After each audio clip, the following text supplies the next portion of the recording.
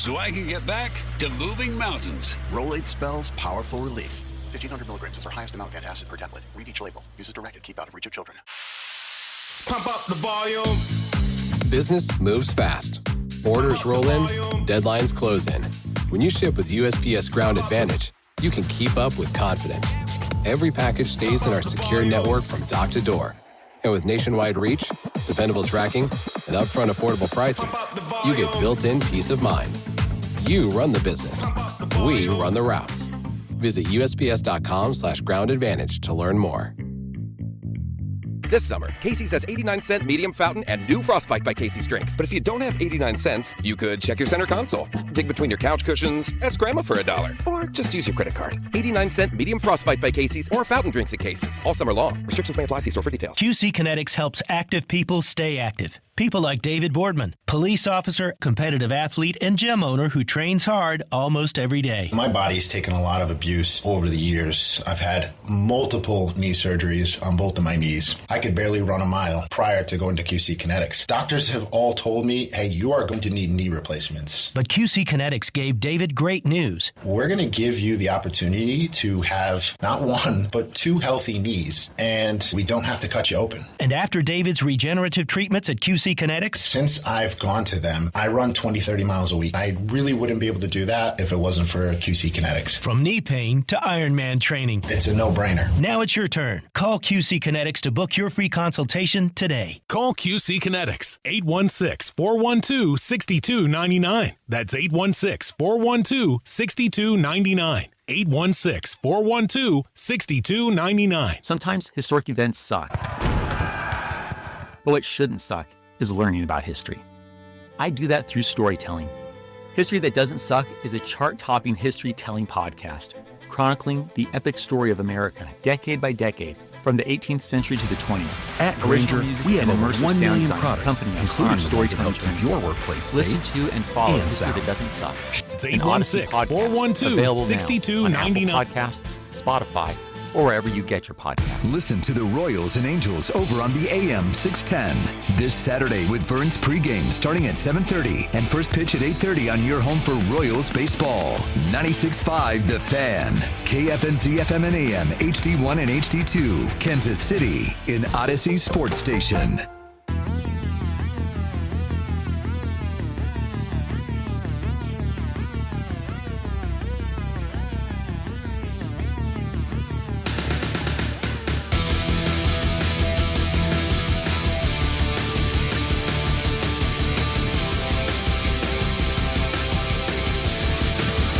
And welcome into After Hours. Jay Binkley, Jackson Ogden with you till 9. The Royals won't lose tonight, Jackson. I don't think that's possible. It's a very good, clean bet to make. Are you sure that the off day won't beat them, Bink? It might. The bye is favored. No, it's not. The last couple nights have been fun, though. I don't know if you've watched, if you stayed up to watch the games out west in L.A., but it's been some fun games, but it's always the same way. They get all those runs, they get all excited, they'll hit a home run. I mean, they're cheering in the dugouts, they're clapping and all that. And I always sit back and go, all right, we'll just wait till the end. We'll just wait till the end because it'll implode here at some point. And for the last couple of years, I've called the White Sox the booty call. But this year, I wasn't going to do it. Even before the season started, they're not the booty call because the Royals would just whip up on the White Sox. Like, that made the difference between them being 500 or 10 games under with the White Sox. Well, the Dodgers had lost, 8 or 9 games going into the Royals. You know, they were like, come on, Royals. 3 a.m., they call the Royals up. You know what I'm saying?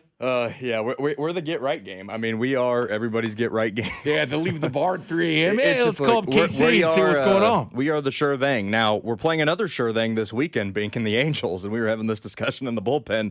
Who's the worst team in baseball? You said the Angels. I said, Hey, the Angels collectively just suck. They just can't. Do. I mean, I know the Royals do too, but the Angels are worse. And man, you're sitting which there, is hard to do. Yeah, it is hard to do. But they were on there, and you see Mike Trout, going in his only postseason series, that one with the Royals, swept. You're like, man, this guy's so good, such a good player. Always hurting stuff, but at least he's so good, and he's on that crappy Angels team. And you sit there and go, man, they're just wasting this guy away. But you know what? So be it. It is what it is. But man, You would think at some point he'd be on a better football team or baseball team, but he's just not. Football team would actually be better, probably than the Angels.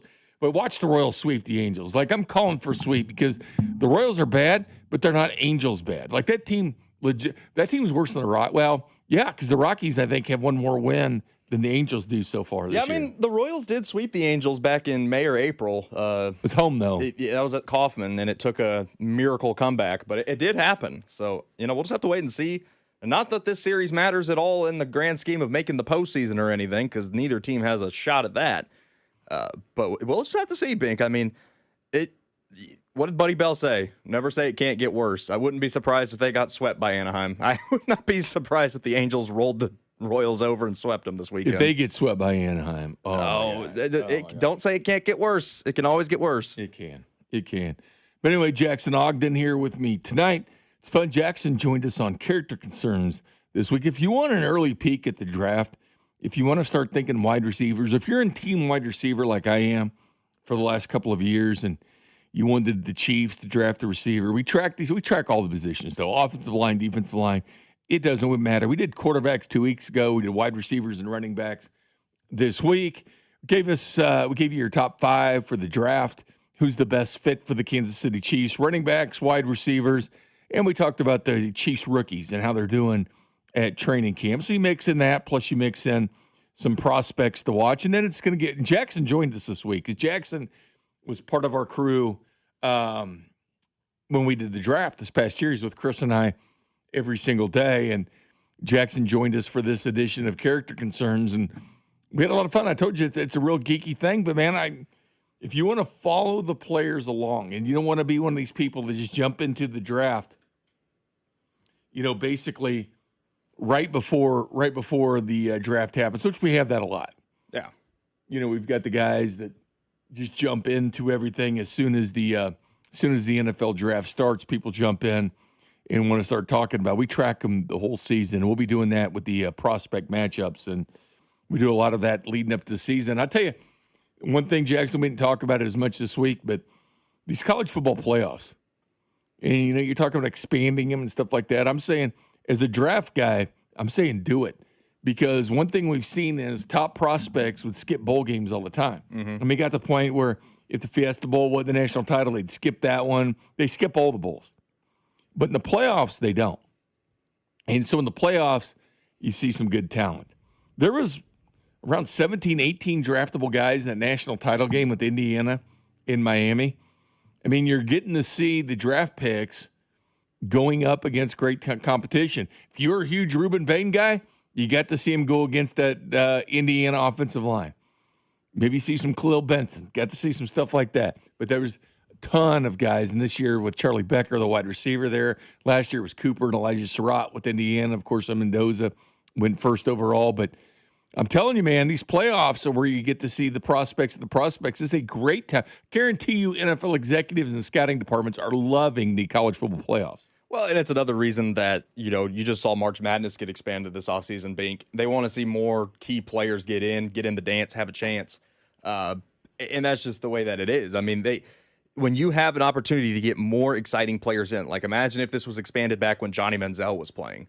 Like, you could have had Johnny football in the postseason. How fun would that have been? You get to see these guys, and you're right. You get to measure the best of the best up against each other in win-or-go-home games. Yeah, because if you like evaluating this, watch the freaking college football playoffs because you see this talent going against the national title game. What everybody's talking about Carson Beck now and his great Hall of Fame game he get against Arizona, which I think is entirely too early, but he looked damn good.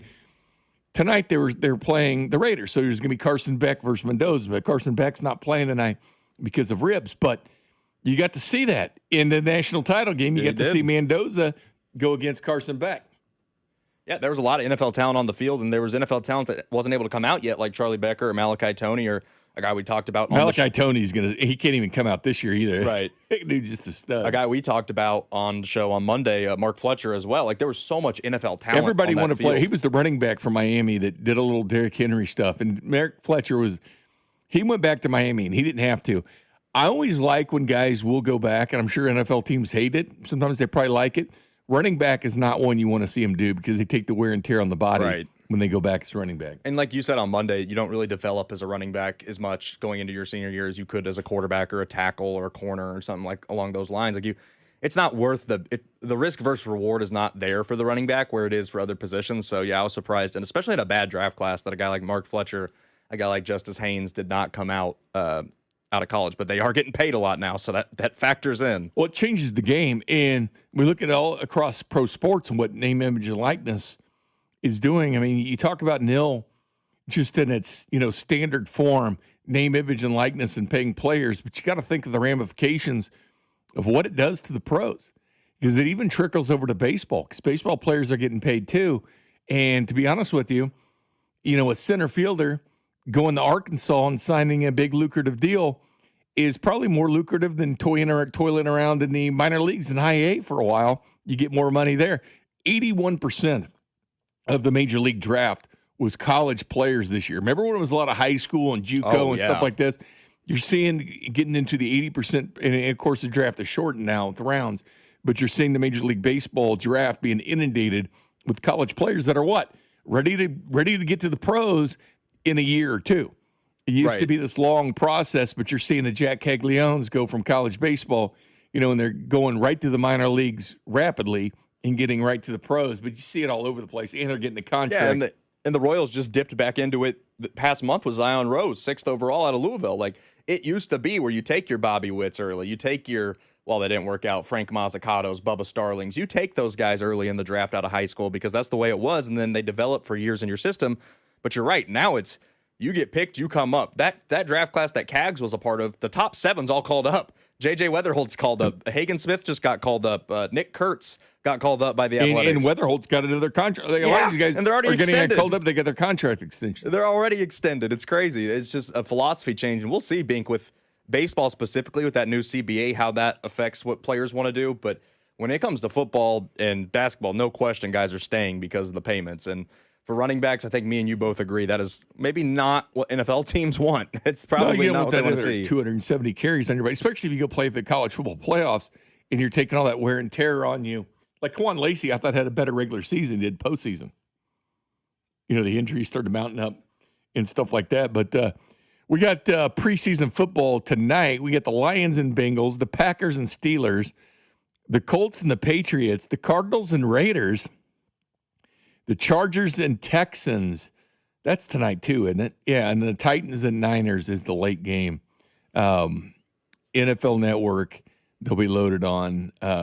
They have a ton of the games. Like NFL Network's got a ton of NFL games. Network right now has Packers Steelers on. I have it on back here. And Jordan Love's actually in. The ones are in for Green Bay right now. So if you're trying to watch some actual starters play football, this is your chance on this drive while you're listening to After Hours. You can go ahead and watch the TV on mute and listen to us talk.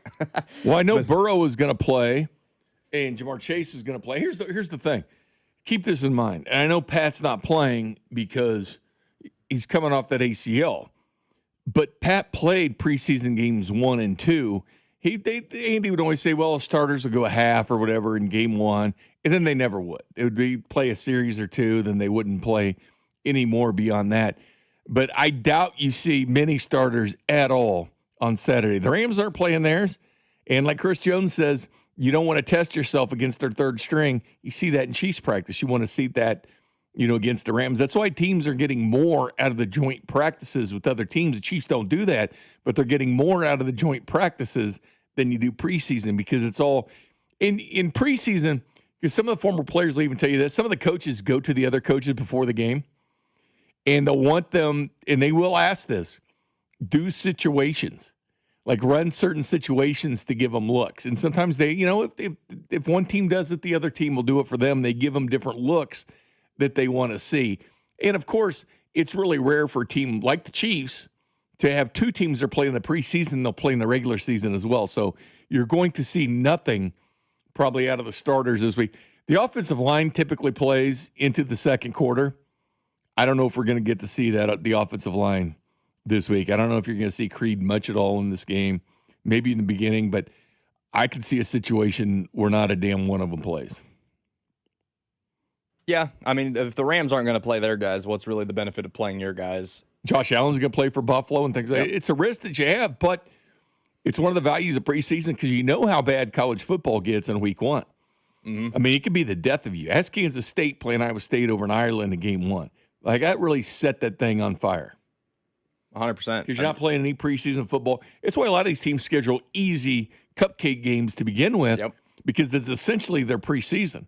Well, if you remember, it's when you see two top 25 teams match up, you're like, whoa, that's taking a risk. Like, that's taking a risk. Like TCU in North Carolina playing over in Ireland this year. It's kind of a risk for those teams not getting off to a hot start. 100%. And, you know, putting it back to the NFL, a couple years ago, what happened to Hollywood Brown in Jacksonville, where he goes down, we don't see him again until what, Christmas Day? Like, it is a risk. Like, injuries are a possibility at any juncture of the game. It could be practice. It could be preseason. You see a ton of injuries at practice. It's the NFL, man. ACLs, these non-contact injuries are the worst. But you don't want to lose a guy in a meaningless game. And that's what these coaches are so afraid of. They don't want to lose these guys in McVay. But you want to set your roster and find out who's going to play. You have to. It's a balance. You have to try and fight to see who's going to make the roster without getting any season-ending injuries or anything such as that. But make no mistake about it, they get that work in St. Joe in that heat. I mean, yes, the starters are out there and they're today, and they're going to be doing it Monday as well. They're back up in St. Joe till next Thursday,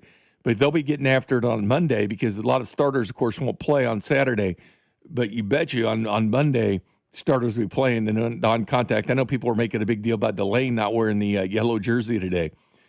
You got to think about this, though. It was a non-contact day for the Chiefs, so he didn't need the yellow jersey. Didn't need the yellow jersey.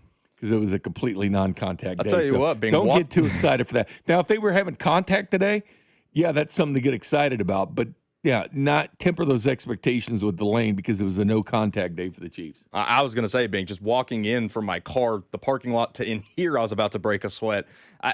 They're getting that work in St. Joe, 100%. It's ridiculously hot. I mean, of course, August is always hot. So, I mean, St. Joe, training camp, it's a hot time of year. I can't wait for the fall. But to be honest with you, September's hot, too. I always marvel, too, at these neighborhoods that close their pools. On Labor Day? Yeah, because that's the end official, of summer. The official end of summer. Keep that bad boy open until October because there's days in September where it's in the 90s. You're like, man, if that pool was just open, I'm sure it'd be full. Well, the summer starts on, June 20th and ends on September 20th. So I've never understood closing the pool on Labor Day because summer doesn't end technically until September 20th. It's still hot in Kansas City. Open the pools. Open the pools. It's too hot. Our text line, 913-586-7965. Jay Southland Tow Service text line, 913-586-7965. Same as our phone number. Some fun stuff today. I'll go out to Buffalo again, and we'll talk to Buffalo Radio. And, it's the Bills and the expectations, but it's also about that stadium and some of the reaction that they've gotten. And we'll see what he says because I'm curious because you hear from the voice of the people in Buffalo and how upset they are. I'm sure they're blaming Kansas City, too, at this fact because it's a Kansas City firm that did it. So I'm sure there's Kansas City blame as well. We'll talk to Ron Kopp, editor of Arrowhead Pride, at 8 o'clock, too. He's been at all the Chiefs practices. We'll talk about the Kansas City Chiefs as well. But coming up next, the disrespect card, man. It's out there. And I'm not talking about Orlovsky rankings yet. We'll get to those because there's disrespect everywhere, and it's fun. I'm here for it, man. I'm here for it, Jackson. We'll do that next. You're listening to After Hours on your home for Kansas City sports. 96.5, The Fan. Fight night is here, and there's no better place to trade the action than Kalshi, America's #1 prediction market platform. Maybe you're feeling like the upset is brewing this weekend, and you like Gary to get the win. $100 trade on Kalshi right now on him could net a $365 return. He's trading at about 27% right now. Robertson and Dern. Robertson trading at 35%. So a variety of options for you over on Kalshi. On Kalshi, you're trading against peers in a live market, meaning there is no house. And as probability changes, you can buy in and out of your position. For a limited time, download the Kalshi app and use promo code TAPP, T-A-P-P, to get $20 when you trade 20. K-A-L-S-H-I, Kalshi, trade on anything. 18 plus only. Restrictions and eligibility requirements apply. Event contract trading involves risk and may not be suitable for all investors. Kalshi products are not available in all jurisdictions. Prices, values, and available markets may differ from those mentioned. For more information, see Kalshi.com/regular. And Doug. Limu and I created a trick to help you remember that you can customize your car insurance and save with Liberty Mutual. You see, the shirts Limu and I wear are yellow, and yellow is the color of lemons. And lemons grow on trees, and trees provide oxygen. And oxygen helps us breathe, and breathing is how you live. And you can live more life when you save money by customizing your car insurance. I agree, Limu. It's really quite simple. Only pay for what you need at LibertyMutual.com. Liberty, liberty, liberty, liberty. Hi, I'm Michaela, your friend and jeweler at Shane Company. You found your dream engagement ring. As a jewelry consultant, I recommend to start shopping for your wedding band 6 months before your big day. Don't worry. At Shane Company, we're here to help you find the perfect bands. Our men's and women's bands are crafted to high-quality standards, and it shows in every detail, with a stylish design and comfortable fit. At Shane Company, we'll take care of your engagement ring and wedding bands for life, because a friend wants you to say, I do, to your rings again and again. Shane Company, your friend and jeweler. You like saving money, right? We all do. That's why Allstate just lowered the price of car insurance. Not, but wait, there's a catch. Lower. Actually lower. So if you're shopping around or just want to see how much you could save, check Allstate first for a new lower auto rate that could save you hundreds. You're in good hands with Allstate. Not available in every state. Only applicable for new auto insurance business. Rates will vary by several factors, including how you purchase the policy. Potential savings vary. Allstate North American Insurance Company and Affiliates, Northbrook, Illinois. I scream. You scream. We all scream. Because Wendy's famous small classic Frosty is just $1 for a limited time. More screaming, happy screaming, summer screaming, dollar small classic Frosty screaming! But please don't scream in the drive-thru. It hurts the employees' ears. Get a $1 small classic Frosty for a limited time, only at Wendy's. U.S. price and participation may vary. A la carte only, not valid for delivery. Limit 10 per transaction. Price may be higher in Alaska and Hawaii. Tonight, expect a low of 80 with partly cloudy skies. Weather brought to you by Staples. It's the most wonderful time of the year at Staples. They've got back-to-school supplies as low as 25 cents, up to 40% off select tech and more at staples.com/back-to-school. Staples, that was easy. Chiefs Kingdom. It's hot as hell, which can only mean one thing. We're putting Cody in gold in an outdoor tent. No water, no more snow cones. But you get to listen from an air-conditioned car or the comfort of your office. Cody and Gold are live from the practice field at Chiefs training camp all summer long. Real-time updates and one-on-one player interviews. This is your home for Chiefs football. 96.5, The Fan.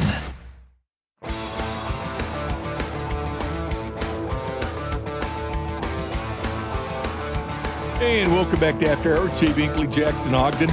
Speaking of Alex and Cody, you seen this figurine they have here? Alex's head is off. I have. What happened to Alex's head? I don't know, but Alex on the bobbleheads they have or whatever. Alex Gold does not have. I knew they were talking about it the other day. It was in his hand, but Alex is so hot his head has fallen off. His, yeah, it's just Cody and Alex without a head now. Huh. I saw what they get those last year when they went up to camp. Yeah. I think they made those, and those are neat. I want one of myself. We need one, Bink. We need one of me and you. Yeah, a headless one? We need our well, no, I think our heads can be on. Oh, okay. Okay. I think we need our own action figures, though. Need our own action figure. All right, these text lines going crazy here. 913-586-7965. From the 816, most lifeguards have college and school, so they can't keep them open. Okay, that's okay, but a lot of these neighborhoods don't have lifeguards at them, do they? They just have the pool, and you're kind of at your own risk there. And, I mean, some have lifeguards, some don't. But, I mean, it's not like it gets cool right around. They're in school now. I know. The last couple of weeks of August. So what are you doing the last couple of weeks of August? It's not like all of a sudden it gets cool. No. Right in September. Oh, it's September. It's going to be cool now. It's fall. People were still mowing through December last year. Yeah. Well, last year I went, me and a bunch of friends went out. I had a bunch of Kansas friends that went to KU in Lawrence, a bunch of Mizzou friends. We went out for the KU-MU game. It was a 3 p.m. kick on Saturday last year, and we went to Tin Roof. I mean, it'll be a nice day. It's September. Oh, my gosh, it was blazing big. Yeah. We were sweating so bad all day. September is it gets hot, man. You think it's hot. fall. It's not fall till October. You got the extremes. You get that. Then you get that minus 31 wind chill in the Miami Dolphins Chiefs playoff game that one year. That was insane. Bink, I'm seeing it was all Drew's fault for the head falling off. Do you believe that? No. You believe that? Maybe he dropped it on the way in. I don't know. They're saying it got tipped over by Drew. Maybe. I don't know. Somebody's 816 mowing the lawn right now, but it's our beer drinker. Says, but the beer is tasting freaking awesome. Yeah, hydrate yourself. You know what my mom texted me, Bink? Hydrate. She saw some Oktoberfest, and she was thinking of you. Oh, really? Yeah. That was nice of her. She texted me. She goes, you should bring some to Bink. You should have. I said, yeah, buy me some. I'll bring it to Bink next Your mom time. was right. What kind? Oh, I think Sam Adams. I think we're looking at some. Your mom's 100. You brought me chili last time. I did bring you chili last time. Yeah, I brought you some chili. Oktoberfest is out now, and you can really start to get Oktoberfest blends like at the end of July. And it used to be where like Sam Adams had the market, and then Boulevard got in with Bob's 47. They have that, and then of course Free State makes it. But now most brewers make some form of Oktoberfest, but they always brew it like in the spring, so it's ready like at the 1st of June. So they used to wait until August, then be September. But now they're pushing it out in July, and you might as well, because guess what? The winter beers start coming out right around Halloween. So that's when you get your winter 100%. lagers and Winterfest and stuff like that in the end of October. But yes, I have Oktoberfest now. I've got Oktoberfest, and I have the Bob's 47, the Boulevard version of that. So I assumed you already had it, but she texted me and she goes, I think Sam's Club had it or something. She goes, let Bink know. He'll be excited. And I was like, I bet he already knows. Oh, yeah, that's awesome. I bet he knows. It's great beer. It goes great with football. Perfect with football. It goes great. We had college games here in 2 weeks. Woo, I love it. 2 weeks, week 0. We're there. We got that. We got some preseason football. Preseason football is always one of those things where you can't wait. You can't wait for camp. And then once camp gets going, you're like, all right, let's just get to the preseason. Then you get the preseason, and now the way it's watered down in the NFL where the starters don't really play, let's just get to the regular season. But now you're going to have 2 weeks after preseason to wait for the NFL seasons to start. And like I was telling Carrington, week 1 is very important. Obviously, the Chiefs and Broncos week 1 is important because division game. And you want to win it. You don't want to give the Broncos the hold serve by winning at Arrowhead in week 1. You don't want that. Last year, the Chargers, remember, they started 3-0, and all 3 games were AFC West. So they were 3-0 in the division. They were 3-0. This is how bad they choked, because they had a 3-0 head start on everybody. Yep. And guess what? Yeah. Do you remember who they lost to week 4? Who was week 4? Jackson Dart, his first start with the Giants. Giants, right. It was the Giants. They went and lost to the 0-3 Giants. Scattaboo. Yep. Scattaboo. But they won their first 3. They were all AFC West games. And that's why Herbert and Trevor Lawrence have a combined 1 playoff win when C.J. Stroud has 3.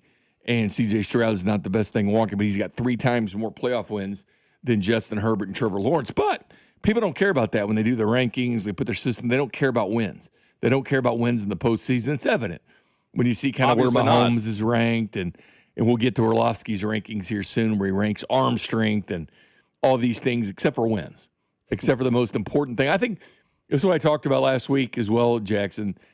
Wins have gone out of the way. We don't care about wins as much in the postseason, which we should, because that's really the only season that matters is what you do in the postseason. I'm not sitting here saying, oh, you have to have rings to declare if someone's better than somebody else. Well, that helps, but winning in the postseason matters too. Win the game when it counts, when everybody's watching, when you're in the month of January, win some football games and then do some talking. Which it's crazy to me, because when Brady was doing it and he was winning all the playoff games, that made him the GOAT, right? Everybody was saying, you can't possibly put Rodgers or Breeze above this guy. Look what he's doing in the playoffs. All of a sudden, now that it's Mahomes doing it, January seems not to matter. Allen's better than him. How? He's 0-4 against him when it matters. Lamar's better than him. How? He's 0-1 against him when it matters. Like, we're putting guys above Patrick Mahomes who have never beaten him when it matters. I always say this. Everybody's better than Mahomes till it's time to be better than Mahomes. When they see him face to face, all of a sudden they're not better than Mahomes when it comes to January football. And I always call Josh Allen Mr. January because he'll never see February. Yeah. The guy can't get over the hump. 4 turnovers last year against Denver. AFC was wide open, choked it away. You would never know it by the way the media lists are coming out. They're putting him at 1 no matter what. When you see these rankings coming out, and they had Mahomes 4, and they had Josh Allen number 1, and you're sitting there going, okay, recency bias. What are we doing here? Are we not counting the first 7 years he was a starter and went to the AFC title game every year? and he won 3 Super Bowls in that span? Or are we just counting the year he tore his ACL and was out? Because that seems to be where everybody's at. And you think about it, Warren Sharp had a great stat. He put some great stat out for football. Listen to this one, Jackson. Super Bowl and or conference championships played the last decade. Because remember, Bill Barnwell did his thing, and he had his all-decade quarterback would have been Josh Allen, right? Which is comical considering this decade he's 0-4 versus Mahomes Just in the postseason. a horrible take. So that was his take. So here's the deal. It starts with the number 12. 12 times Mahomes, who just turned, or is going to be turning 31 this year. He's 30 now. 12 times he's played in a Super Bowl or a conference championship game this last decade. These are the quarterbacks, what they've done in the last decade. That's 12 times for Mahomes. Jalen Hurts is number 2 with 4. So Mahomes has him 4, 8, 12. He's got him by 3 times. The 3 category, Burrow, Goff, Stafford, Purdy, and Rodgers have played in 3 conference championships / Super Bowls.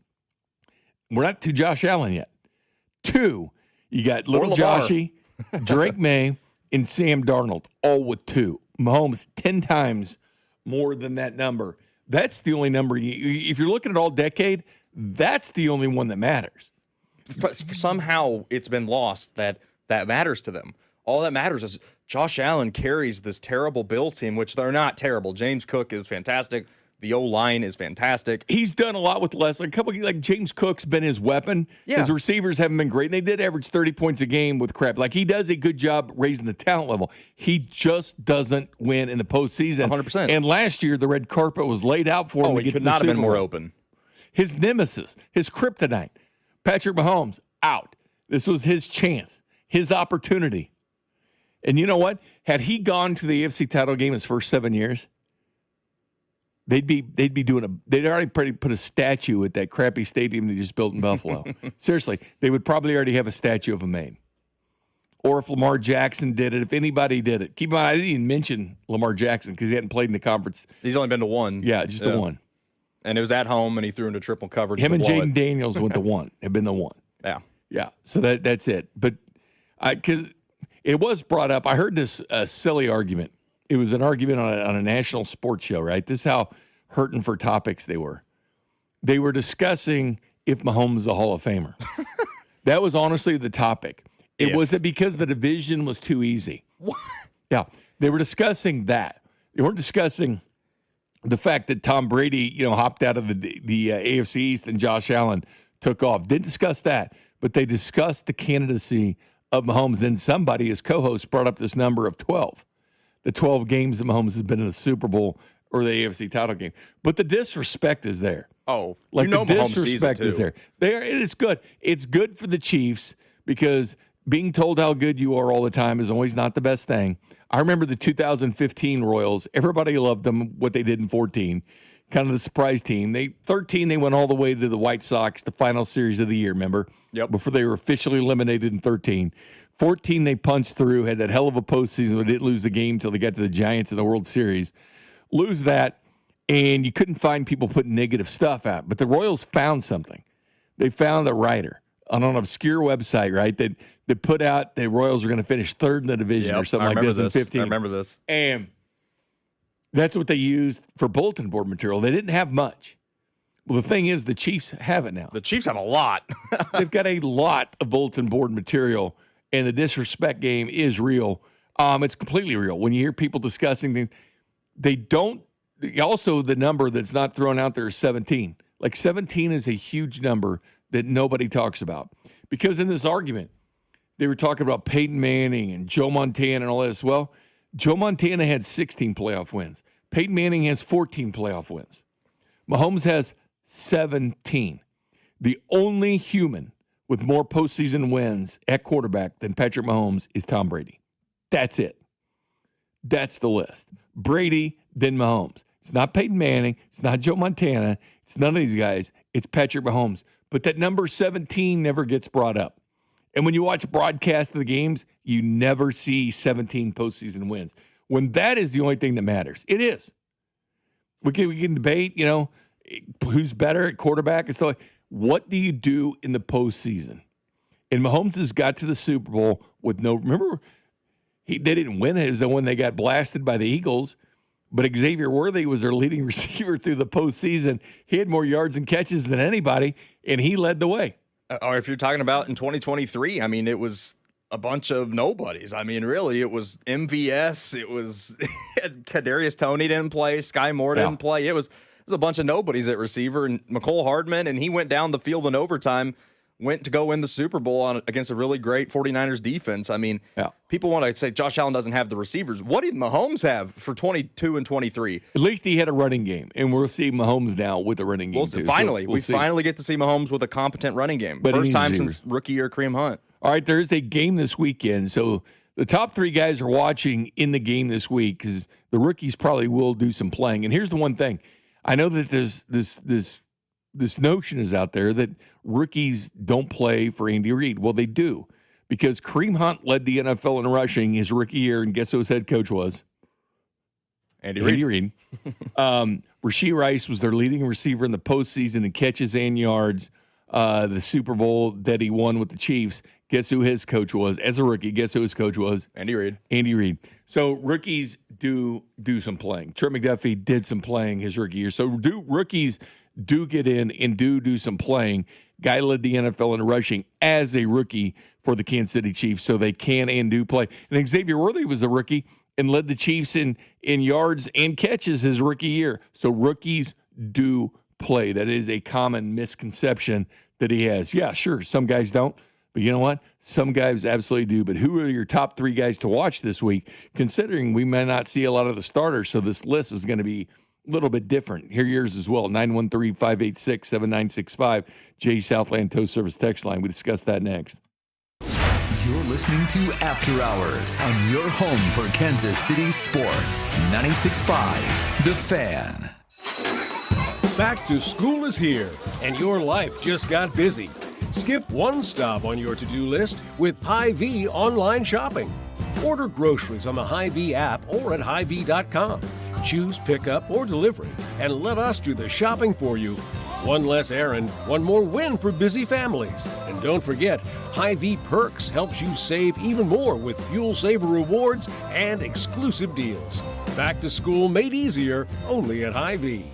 There's nothing like Chiefs game day, and whether you're hosting a crowd or keeping it low-key, you gotta be ready. Get everything you need for game day in one easy stop at Hy-Vee. Grab ribs, wings, party trays, dips, and those amazing Chiefs-themed cookies and cakes. Plus a huge selection of beer, wine, and spirits. They even have official Chiefs gear in every size and style for the whole family, so you're repping red on game day. Order online for pickup or delivery and let Hy-Vee do the shopping. It's a total game changer. Elevate your Chiefs game day only at Hy-Vee. Men, if your energy is down, your workouts aren't producing results, you're gaining stubborn weight, losing muscle, sleeping poorly, or just not feeling like yourself anymore, it may be more than just aging. This is Jeff for Heartland Men's Health. Our low T and body composition treatments are designed to help men regain energy, improve focus, sleep better, build lean muscle, reduce unwanted fat, and restore confidence both in and out of the gym. At Heartland Men's Health, we specialize in helping men optimize their health, performance, and vitality. Using personalized medical treatments tailored to your health and goals, many men begin noticing improvements in energy, mental clarity, recovery, motivation, libido, and overall body composition within just a few weeks. Your initial visit is just $99 and includes blood work, PSA and T-test, and a medical consult. And if you start on treatment the day of your appointment, your visit is free. Call 844-447-6600 or go to heartlandmenshealth.com. We have 3 offices: Overland Park, Independence, and North Kansas City. Feature therapies are compounded and have not been evaluated nor approved by the FDA. Provider prescription required. See website for details.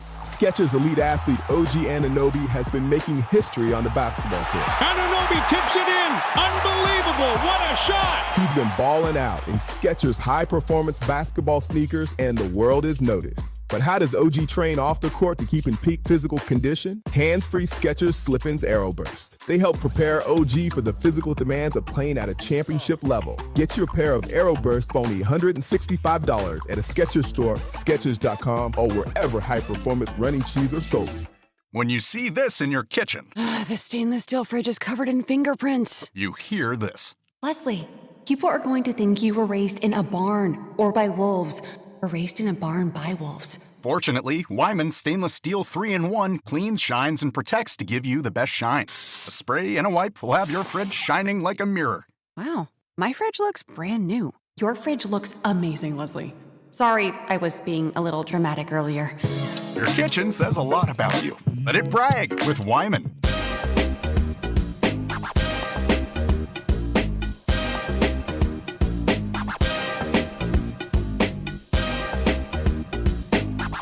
And welcome back, Jay Binkley, Jackson Ogden. Jackson, what are you doing at 3 o'clock Saturday afternoon? I will be watching the Chiefs game, Bink. Same here. Any big plans for that? Not a ton of big plans, no. Just probably going to throw it on. There's other Saturday games on as well, so I'll be checking around the league, but I'll be probably just watching at home. What about you? You got anything going on? Nah, I've been watching a lot of Chiefs. I've been watching a lot of preseason, of course, during that weekend because I know that everybody did like preseason. But it's fun for the draft purposes to watch some of the guys you like Will Lee, the blanket, playing for Carolina. That's always been kind of fun to watch. Yeah, and I'll tell you what. I mean, I'm watching Steelers-Packers right now on the TV back here, and Jeremy Bernard's having a nice drive. So, just seeing some of these guys that we scouted during our process and just getting to see them go out there and finally get their first reps in. Granted, it's preseason, but still seeing them get their first reps in. Pretty neat and pretty fun to watch. It is fun to watch. Is there anything in particular you want to watch first? On Saturday, you mean? Yeah. Is there a player or that you definitely want to watch? I definitely do want to see some Khalil Benson. I think he's taken the first team snaps at right tackle, so I want to see why. I want to see what this guy's got. I want to see that. I really want to see Emmett Johnson. I loved Emmett Johnson in the draft process. I really want to see him go out there and get some chances.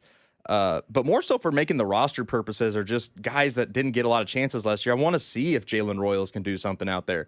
I want to see if a Jeff Caldwell can do something. So I'm going to be looking at some of those bubble guys, Bink. He made a great catch, and the Chiefs put it out on Twitter. Caldwell did? Yeah. There we go. There's some buzz out of camp for one, Caldwell. yeah. Finally. Yeah, did something. finally some buzz for Caldwell out of camp. I've been waiting. Yeah, so we finally saw Cyrus Allen's teammate. Because I thought there'd be a lot of buzz for him, but there hasn't been really a reason for it as well. Yeah, coming into camp, I thought Jeff Caldwell would be the training camp darling, and it's definitely been Cyrus Allen. What are you? So Khalil Benson's the number one guy you want to see. That's the same thing with me because you want to see him at tackle and guard, right? Yeah, let's just see what he's got. He'll play guard at first next to Jalen. See how that combination, but I would like to see a situation. Now you're not going to see like going against Myles Garrett or anything like that. It'll be the Rams backups. They'll be playing. Thankfully, not going up against Myles Garrett. But he needs snaps in this game, and let's face it, he hasn't earned that chance really to set out and wear the visor and do the interviews during the first half of that game. Just hasn't earned that right yet. But Khalil Benson's probably number one for me. Yeah, I mean, that right tackle thing, I didn't really think that was going to be a battle at all post-draft because they didn't draft a lineman.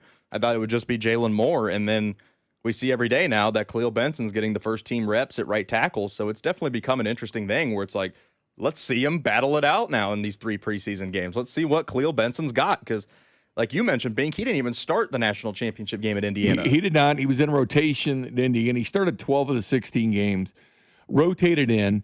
It's a big reason why, he wasn't looked upon. Tore his ACL his first year, was there, then transferred to Colorado, then came back. But, a lot of people, we talked about a lot on the show at night, Khalil Benson. Remember this name, we get the camp. Remember this name. Because when Andy Reid talks about you specifically for 33 seconds during OTAs, it means something because he doesn't do that a lot with the rookies. He doesn't, especially undrafted free agents, doesn't do it. And he doesn't really butter anybody up, to be honest with you. But he spent 33 seconds on Benson, and it was about, we'll see what happens when you put the pads on and stuff like this. Well, it didn't take long. Jalen Moore was at right tackle day 1, day 2, boom, Khalil Benson. And then getting rave reviews from all the players. Did have a rough time when the pads went on.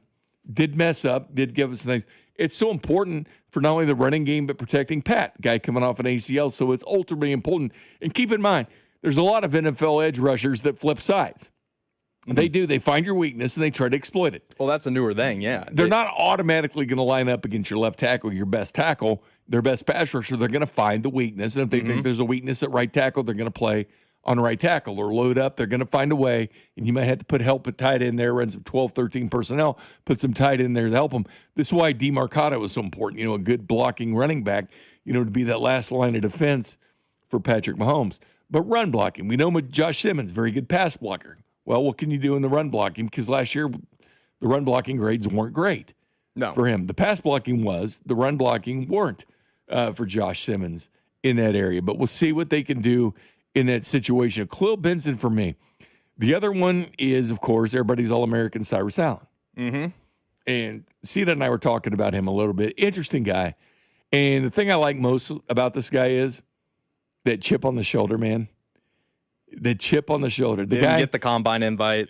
What he had going for him was playing with Brendan Sorsby. So he had an NFL-level quarterback, and he played with Caldwell there, with Cincinnati.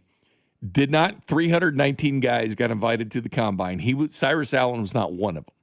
So when you hear this, where'd the Chiefs find him, Brett Veach? This is a success story from Brett Veach and the scouts. Cyrus Allen, so whatever you say about scouting, talent, things like this, if you're going to say that, but then tout Cyrus Allen amongst your neighbors, your coworkers, and whatever about how good he looks, and you can't wait to see Cyrus Allen, don't say that and then talk about Brett Veach's scouting in the same sentence, because they don't go together, because that is a true find for the Chiefs scouting department. Cyrus Allen did not go to the combine, meaning no combine interviews there, no watching skill sets of Cyrus Allen. He was in the American Bowl. They replaced the NFLPA Bowl. Remember that? It's kind of a lower level, tier game for mid to late round draft picks or drafted at all in the All-American Bowl. He did so good, he then got invited to the Senior Bowl, which is kind of the ultimate bowl to go play in for college prospects. So he gets invited there, and he's playing against top corners. Like Jaden Ott, who's one of their running backs they have that's going to be either on the practice squad or poached, but it's going to be one of those last, day cuts, or that one day, because they do it all one day. But he won't make the team, but he'll make somebody's team, or he'll be on the Chiefs practice squad. He played in the Senior Bowl and shined, because and that's where the scouts really get to see him. That's where the Chiefs really get to see him. And he's so cerebral in what he thinks. And he even knows what the line is doing. He's a lot like Xavier Worthy was. There's a big reason why Xavier Worthy was popular with the Chiefs, because he looked at the whole big picture, not only his routes, but how the protection is doing on the offensive line. Even in OTAs, Xavier Worthy was talking about Cyrus Allen kind of being ahead of the curve and how he just gets it, because he gets about the blocking schemes and things like that. So it was the Chiefs scouting department seeing him, kind of falling in love with who and what he is, and bringing him in here, and he got the trust to Pat. But it hasn't always been an easy road for Cyrus Allen. No. This guy made his own way. This guy wasn't born with the silver spoon. Didn't get invited to the combine, like I said. Had to go to the All-American Bowl, proved himself, went to the Senior Bowl, proved himself. Yeah, he goes in the 5th round, but this is probably going to be one of those stories where, like, how in the hell was this guy a 5th rounder? It's like the way you talk about Puka. How in the hell was this guy a 5th rounder? I hope you start saying that about Cyrus Allen. How in the hell was this guy a 5th rounder? But that is a find by the Kansas City Chiefs coaching staff if he pans out. If he pans out when you play another team in the pads and not just doing well in the shorts and training camp and things like that, if you prove yourself in pads against another team, this can be a true success for the scouting department for the Kansas City Chiefs. 100%. This could be one of Brett Veach's best late-round finds, which would be very impressive considering he's found guys like Trey Smith and L'Jarius Sneed and some of these other guys, Isaiah Pacheco. And Mike Dana was a 5th-round pick. He's with the Bills now. Asked Gene about him. But he won 2 rings with the Chiefs. He didn't go to the combine either. He was selected in the 5th round. Mike Dana started for the Chiefs, but again, that was a find by the Chiefs scouting department. It's not always what you do at the combine, it's, how well you do. And Kareem Hunt, even though Brett Veach wasn't the GM at the time, he was still a scout, and he was still talking about Kareem Hunt and having the coaching staff watch him before they went ahead and drafted Kareem Hunt for the Kansas City Chiefs. So that's kind of what we'll be watching the game if they play, and hopefully they do. Hopefully they do. But I do want to talk about the Chiefs wide receiver situation. We'll do that next. You're listening to After Hours on your home for Kansas City sports. 96.5 The Fan. What's up, guys? It's Drew. Look, let's be real for a second. When it comes to performance, good just isn't good enough, just like the teams that we cheer for. And that's exactly why Blue Chew raised the bar for you. Introducing Blue Chew Gold, the revolutionary 4-in-1 upgrade that targets both your brain and your body. Blue Chew Gold dissolves right under your tongue and starts working in as little as 15 minutes, so there's less waiting, more confidence, and a whole new level of readiness. And I've told you before, confidence is key. You know it the same as I do.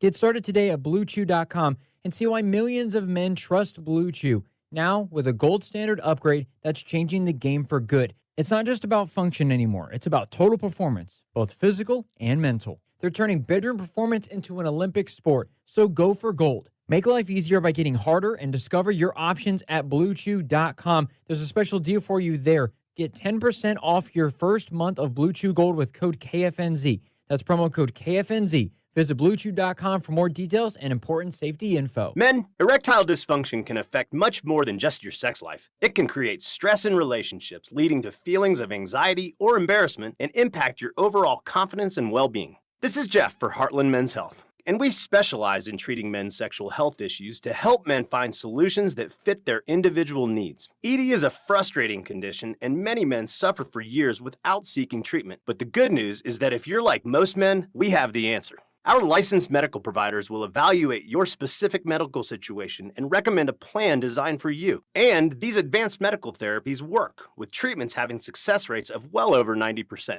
which means you and the one you love can have great sex again without the fear and worry of ED. You can even last up to an hour or more, and you may just find you're performing like you haven't in years. So call us. Your initial visit is just $99 and includes blood work, a medical consult, and if medically advised, a test dose. And if that test dose doesn't work in the office, your visit is free. Call 844-447-6600 or go to heartlandmenshealth.com. Hi, I'm Jacob, your friend and an actual jeweler craftsman at Shane Company. I'm proud to work for a family business that's been committed to the highest quality standards for nearly 100 years. Your dream engagement ring is designed for quality every step of the way. We set your diamond by hand, not with machines. Prong tips are beautiful and secure, and intricate details are thoughtfully crafted. At Shane Company, there's no shortcuts, just craftsmanship. Because a friend knows true love deserves the highest quality. Visit us in store or at shaneco.com. Shane Company, your friend and jeweler. I'm Piera Palazzolo, VP of Digital Marketing for the American Management Association, a company focused on the management training skills needed to enhance the careers of business professionals. We did our research when it came to the best companies for website development and chose AmericanEagle.com. And we couldn't be happier. AmericanEagle.com worked closely with us to understand the front and back end requirements needed to launch an e-commerce website that could handle the complexities of running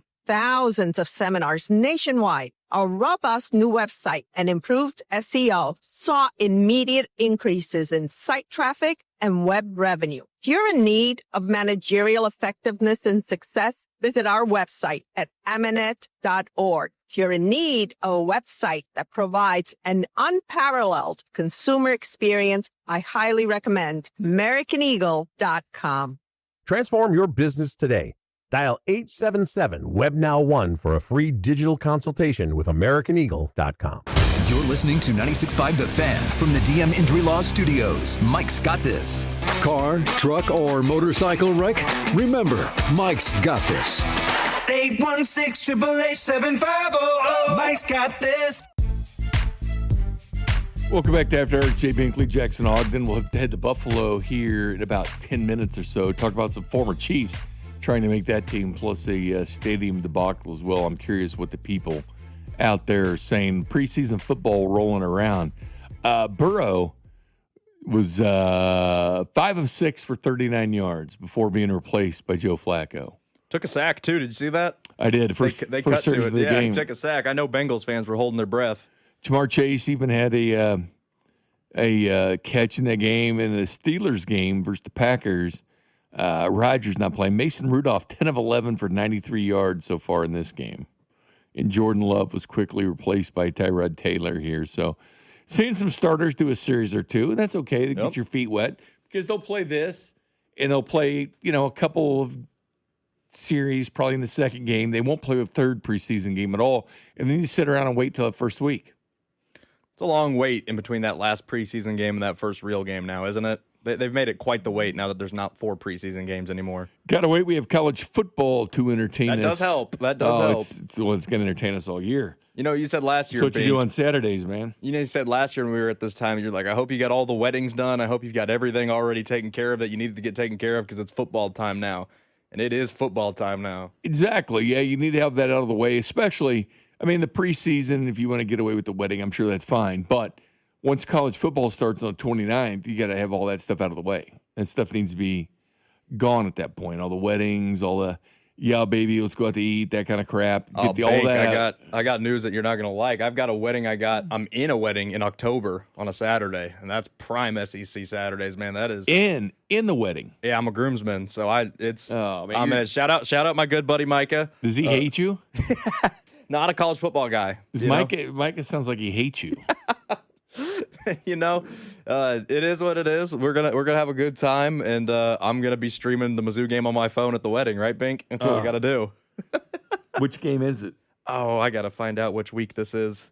Yeah, it's getting into conference play. I hope it's not good. I hope it's a dud of a week. I don't know which week. Which week is it? It's in October. It's October 24th or 25th, I believe. Where's it going to be? Is it going to be around? It'll be here. So, well, when's the bachelor party? Is that going to be? That is going to be Labor Day weekend. So that won't be a problem. Okay. We're, going out to Colorado for Labor Day weekend. That's going to be a blast. Going to be a lot of fun. But yeah, the wedding is in prime October, which definitely gonna correlate with some big time matchups. Which did you see? What date did you say? But it's the 25th. So the 25th is well, they're off that weekend. Missouri's off that weekend because they play Ole Miss the 17th. Boom. And then the 31st, Arkansas. There we go, Micah. Thank you. I don't have to miss the Mizzou game. You're still missing great games, though. Yeah, I'm going to miss some great games, but at least I don't miss the Mizzou game. That makes me feel a little better. Did Micah go to Mizzou? No. He did not. He's not a big college football guy. So, well, obviously. Obviously.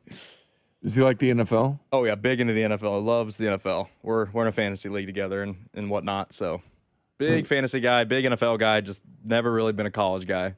I'm one of the few friends in my friend group that really loves college football. They all love the NFL, but I'm one of the few that really likes college football. But see, that's fine, but you got to understand, maybe he's not as big into the college football as what other people are, but you have to understand your groomsmen might be. I mean, they might be in the people that are at your wedding might like college football because the 25th, what we've got that weekend is we've got, the 24th and the 25th in college football. Saturday is October 24th, so the wedding is, you said the 24th? Yeah. Okay, Texas A&M, Alabama, Vandy, Kentucky, Oklahoma, Miss State, Tennessee, South Carolina, Ole Miss and Texas. Oh, there's some bang. I know. Baylor, we're deep in the conference season by that point. BYU, UCF. Oh, man. Houston and Utah. That's going to be a great game. You're going to have to text me 12. updates all night, Bink. Kansas State, Arizona State, Tech, Cincinnati. Oh, there's some good ones. I'm going to need you to text me updates all night. Pittsburgh, Miami, Vatech and Clemson, Oregon, Illinois, Indiana, Michigan. Oh, man. There's some good ones. USC, Wisconsin. Oh, man, there are some good games that weekend. Your friend hates you. LSU, Auburn. Oh, man, yeah. Oof. I'm counting on North you to Dakota keep me State, updated New that Mexico. weekend. New Mexico is kind of going to be a surprise team this year. But anyway, yeah, it sounds like, that's still. You know my rule is, though, you get a toaster. Like, if you get married during football season, you get a toaster. I'll have to let them know that. I don't care how good a friend you are, whatever, you get a damn toaster. Yeah. And if it's during football season, you get one that doesn't have digital anything. Like, there's no digital. It's like it's just a toaster, man. It's the cheapest one. You can go buy at Walmart or just a toaster. Oh, I love it. 2 slaughter. Just go ahead and get a 2 slaughter. Don't get a 1. Just go 2 slaughter toaster. That's what he gets. I love it, Bink. That's what Micah gets there. But the wide receivers, Jackson, I know you were on this team of wide receivers. I know you liked a lot of them. I would always constantly battle with Julio, and you name it, was producing during the draft season. Just how bad one of the Kansas City Chiefs to go receiver. And it's eventually you got to pay the piper because next year you got Tyquan Thornton still under contract for a year. You're still going to have Worthy. Rice will be a free agent at that point. What do you decide to do? He'll make his own path on that this year. They're going to have no Travis Kelce, who's been their either leading receiver or second leading receiver in the last decade. Speaking of all decade teams, because Tyreek Hill took the mantle a couple of years. But a couple of those years where Tyreek Hill excelled, Kelce was still giving you 1,300 yards. Yeah. It was the ultimate 1-2 right and Kelsey there. led him in yards and catches last year, so he's going to be gone from the equation. So then you get down to Patrick Mahomes, who you're going to throw to. And I keep hearing this, and it's like you don't want Patrick Mahomes in his retirement years, right, to look back and say, remember that year he was coming off an ACL and we gave him a 5th-round pick to get excited about in Cyrus Allen, Xavier Worthy, everybody thinks an undersized first-round pick, a Rashee Rice that spent OTA season in jail, and a 36-year-old tight end. That was who you gave your elite quarterback, because Mahomes is the best quarterback this town's ever seen, probably going to be the best quarterback you will ever see in your lifetime playing for the Kansas City Chiefs, and he has crap to throw to. He's not Peyton Manning that has his Reggie Wayne and Marvin Harrison, doesn't have his Joe Montana, his Jerry Rice, doesn't have these connections. This is your dude. Yep. And you give him weapons to throw to, and they're going to have to address it because he needs his guy. Because Kelsey's been that guy for him, just like he was Alex Smith. Kelsey's been that guy for Mahomes. Now what do you do? Have this year, then what are you going to do? It should be all about the offense in D.C. at the draft next year for Mahomes. It's one thing. If you have an average quarterback, I've always said you build up that defense, man. You build up that defense. Seattle tried it, and guess what? They had the second team in scoring offense last year. JSN led the NFL in receiving yards from Sam Darnold. So, yeah, they built up their defense, but guess what? Sam Darnold gave them something on offense. That was a surprise. Well, with an average quarterback, you build up the defense. With an elite quarterback, you give him weapons. And we'll see what happens with the Kansas City Chiefs. But coming up next, we go to Buffalo and talk about the stadium debacle and some former Chiefs trying to make that roster as well next. You're listening to After Hours on your home for Kansas City sports. 96.5 The Fan. I move mountains for a living. Literally.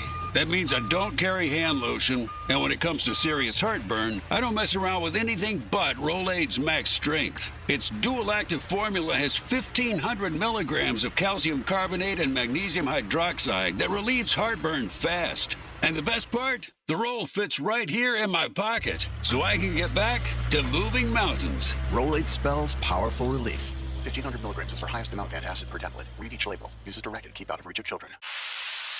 Pump up the volume. Business moves fast. Orders roll in, deadlines close in. When you ship with USPS Ground Advantage, you can keep up with confidence.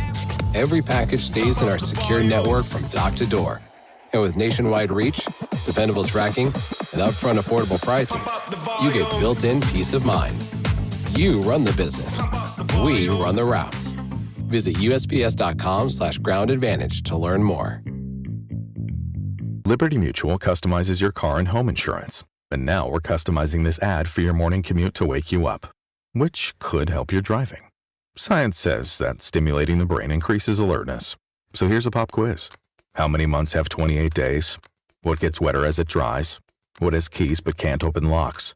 If you don't want to hear the answers, turn off this Liberty Mutual ad now. 12 months, a towel, piano. Enjoy being fully alert.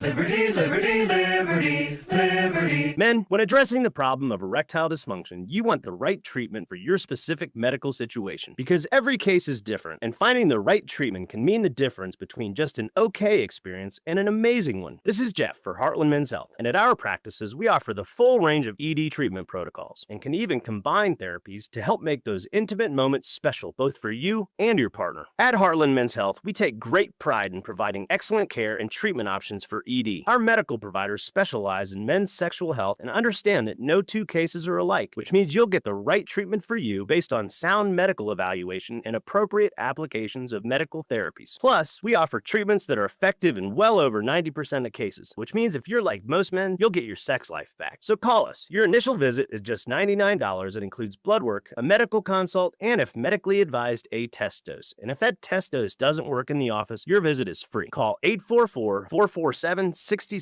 or go to heartlandmenshealth.com. We have 3 offices: Overland Park, Independence, and North Kansas City.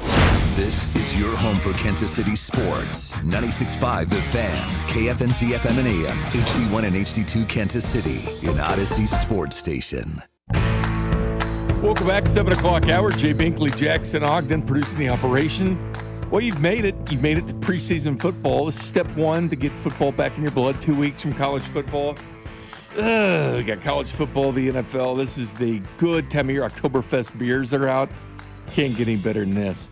Well, it can. We'll talk to my good friend, Gene Battaglia from New York, mouthpiece of the Buffalo Bills. He also talks sports every single day, and we've had him for years. WGR in Rochester is one Gene Battaglia. Gene, good evening, my friend. Gene? Mouthpiece. How are you, Jay? Mouthpiece of Western New York. Yes, mouthpiece.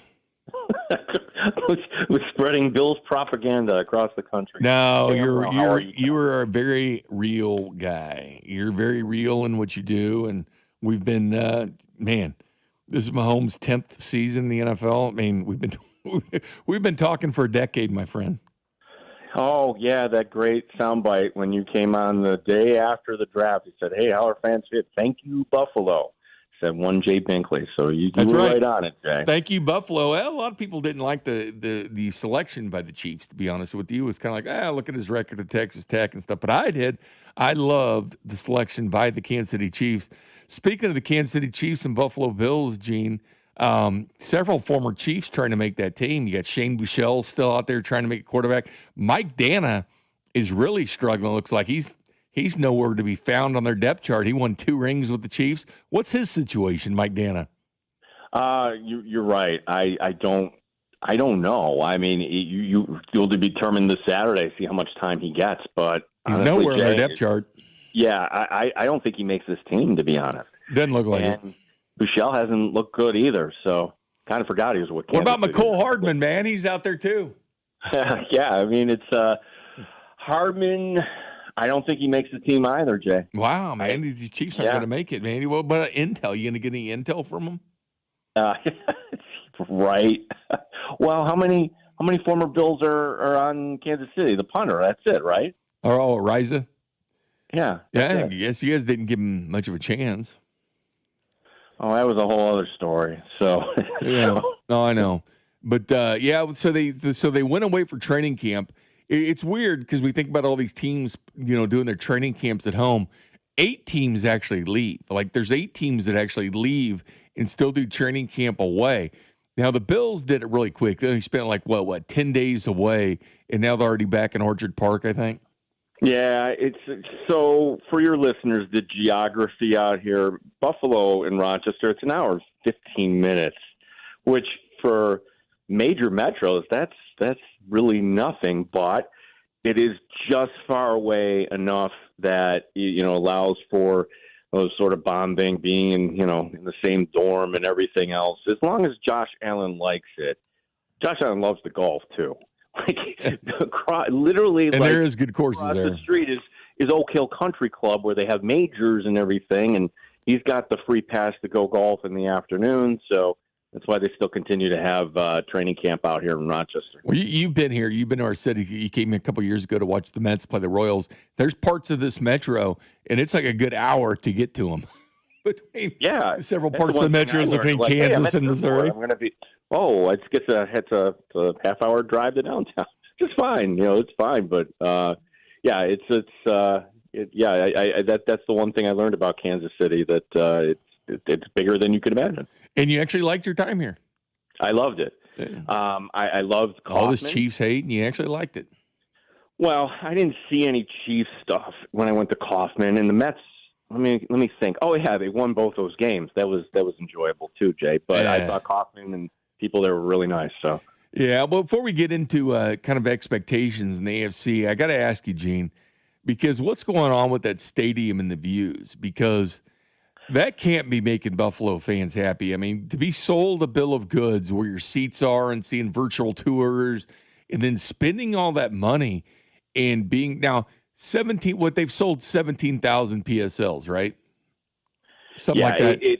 They made their money and then some. Well, they're going to have to move those people because they were sold having a complete view of the stadium. That the field. I mean, that is ridiculous. The amount of money they're spending. How upset are people out there about that? Well, this is a story, Jay, where I think multiple things are true. So, and I'm not going to defend the team here, and I'll get to that in a second. However, it was one of those stories that didn't take off until Sunday, and it wasn't reported by fans necessarily. It was these TikTok influencers, and then all of a sudden it spreads like wildfire, and then, we have a story. Look at this picture. It doesn't seem right. Okay. The majority of the pictures you're seeing, those seats are not sold for football, which blows my mind. Like okay, concerts then why and stuff. Leave that in there.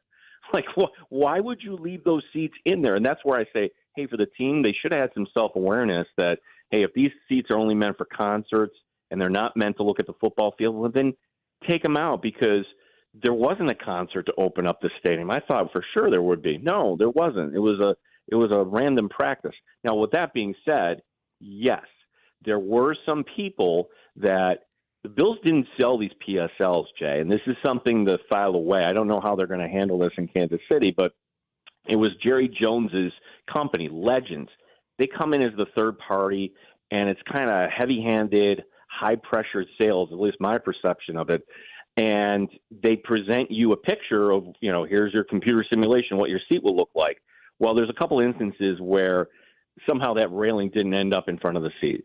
So the Bills are making good on this, for the people that, got misrepresented.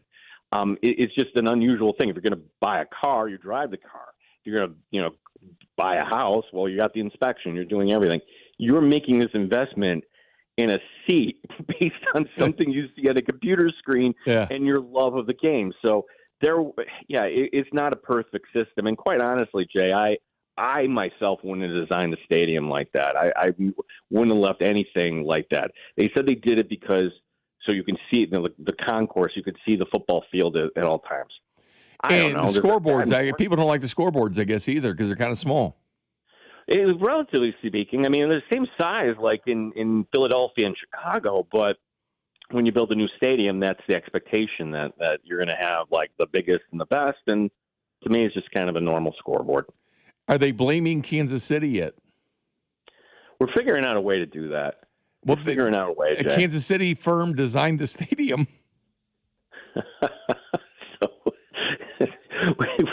Right. You know that, right? Hey, Thanksgiving, bud. No, but I don't know if you have plans. Come on out. It was designed by a Kansas City architecture firm, wasn't it? Was it? I honestly don't know. I'm shocked that you didn't. I'm shocked that you didn't do it. It says it was designed by Populous. Yes, Populous was the designer. I didn't realize that they are based out of Kansas City. Oh my gosh.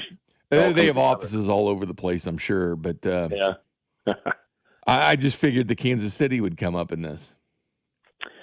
Well, gosh, Jay, I wish that the focus was here on a little bit more football, because when you couple that and you roll out uniforms that no one here likes. No, its headquarters is in KC. We're going to do some more Hallmark movies for you. Yeah. That's why I'm shocked that they're not blaming Kansas City. Well, Jay, we blame Kansas City for the fact that we don't have a Super Bowl championship yet. There's this big old stop sign. It's called Patrick Mahomes and the Chiefs. Well, not according to the national media. Are you starting to see this? Because I've often talked to you about the disrespect that they get. Have you not noticed all these things? Like what Bill Barton put in an article, and he was talking about Josh Allen or whatever, and it's just kind of mentioned in his article that Josh Allen would be his first team all decade. And then you see these other rankings where they have Mahomes fourth and, Allen one. And Orlovsky's rankings didn't really even have Mahomes even close to the top of the list. And, but that Bill Barnwell article really set some people off, because they're like, how can you not have a quarterback that went to 7 straight? Matter of fact, the stat is this. In the last decade, Mahomes has either played in the conference title game or Super Bowl 12 times. Josh Allen has played in a conference championship game 2 times. Mahomes has done it 12. The only closest quarterback to him is Jalen Hurts, who's played in 2 conference championships and 2 Super Bowls, so a total of 4. Mahomes has him by 3 times at 12 in the last decade. The disrespect is real, Gene. You got to admit that. Well, I don't know what he was judging the criteria on, and I can't argue against you on that. But what I can say is, in defense of Josh Allen, as compared to what Mahomes has around him in Kansas City, including a Hall of Fame coach, Hall of Fame tight end, Hall of Fame defensive tackle. I mean, there's talent that has come and gone. Name me on this Buffalo team that the future Hall of Famer besides Josh Allen. There isn't one. There isn't a defensive. Well, James Cook's an elite player. Yeah, what's that? Cook's an elite player. Okay, yes. Yeah, he's a top 5 running back in Not this saying league. Hall of Famer, but No, but it's like when we get to the end of the story here, that might be the story, is that the supporting cast, it's a bunch of good guys that Brandon Beane has overvalued over time. When the Bills are paying a guard, Osiris Torres, okay, he's a good player. He just doled out $12 million. Well, that's going to prevent you perhaps from getting a game changer. So when, not to say the Bills would have gotten Myles Garrett, but you can't even enter the conversation. You can't enter the conversation about a Max Crosby or anybody that you're going to have to find room for. The Bills right now don't have that defensive game wrecker on the team. Well, I'll say this, and I have defended Josh in this fact that, they scored 30 points a game 2 years ago without a lot of talent. James Cook was in the backfield, but they still found a way to do it. What Allen's doing is a lot like Mahomes. They don't have those elite talent players around. I bring up Peyton Manning having Harrison and Reggie Wayne. These studs. I can't imagine what an Allen or Mahomes would do with, elite wide receivers and not looking at a 5th-round receiver to be your leading or having your number 1 receiver spend OTA month in jail. It's unreal. Well, enter DJ Moore, where now he's good. Moore, yeah, in 2023, he was 6th in the league in receiving yards. Okay. And then last year in Chicago, he's one of 3 guys. I don't know what happened to the career of DJ Moore. Well, that's the puzzling part. He's looked great at camp. Everybody looks great at camp, I suppose. But if the Bills can get 2023 DJ Moore, okay, now we're talking. But I'm just curious as to what happened actually out there in Chicago last year. Yeah, I'm curious. I was asked earlier who I think the top team in the AFC is. I still think it's Buffalo at this point. They should be that team, and you got to put them up there. Obviously, Chiefs had 6 wins. They need to get there. They need to get back up there. They need to prove some things on offense, prove Kenneth Walker could be a great addition in the backfield. I'm liking Cincinnati, and my feelings towards them. I don't like them. But with Burrow and Chase and Higgins, I do think that defense is improved. I think Bengals, who did miss the playoffs the last 3 years, are kind of up there as well as a threat. And, of course, the Ravens, you just never know, which direction they're going to go. But those are kind of my top teams in the AFC, with the Chiefs mixed in there too. But am I missing somebody there that you're looking at the AFC thinking, all right, you got to get there? The Broncos, maybe you're thinking, okay, you got to get through the Broncos, or are you still believing in the Patriots? I think the Bills still win that division this year, even with New England. I think it goes back to Buffalo holding serve in that division. I actually think they have a very good team this year. Well, the thing that Buffalo hasn't done in this time is get the top seed. They've been the 2 seed for a bunch of times. Last year they were a wild card. That's something they haven't had, and having that extra week off means so much. So in the weak AFC East, and you got to admit, Jay, when the Chiefs were winning Super Bowls, the AFC West was poo. You could just count on the 6 wins there. It's built up since that point. Well, the Chargers were always the preseason winner of the AFC West, by the way. I noticed how you left the Chargers off in that. Who can contend? No, the Chargers were always the team to beat in the AFC West. Even when the Chiefs were on their run, it was watch out for the Chargers this year. Yeah, that's it just doesn't happen. No, the Jets don't have a quarterback. The Dolphins are miles away. I actually love the Jets' talent, except for that. Yeah, the Jets have a lot of talent, except for that quarterback. But man, they're starting to build. All those number 1 draft picks are starting to build up. Yeah, if they find a quarterback, then they could be a candidate in 2 years from now. Like, oh my gosh, this team is a Super Bowl contender. But like you said, they're the Jets, they're the football Mets, Jay. They'll find a way to screw it up. And why they kept Aaron Glenn as head coach, I can't explain, other than maybe they have their eye on somebody this year they want to hire. Oh, and final question for you, Gene. What do you think of the new gray alternative jerseys that people, hey, I sit there and look at them like, I really don't care much about uniforms, but I guess a lot of people don't like them. I don't know. I mean, it's just an alternative jersey. People wear them all the time. I don't have that many opinions on it, but people don't like them.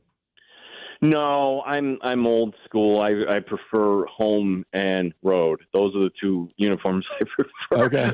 But that being said, they're drab gray. They look like Boise State.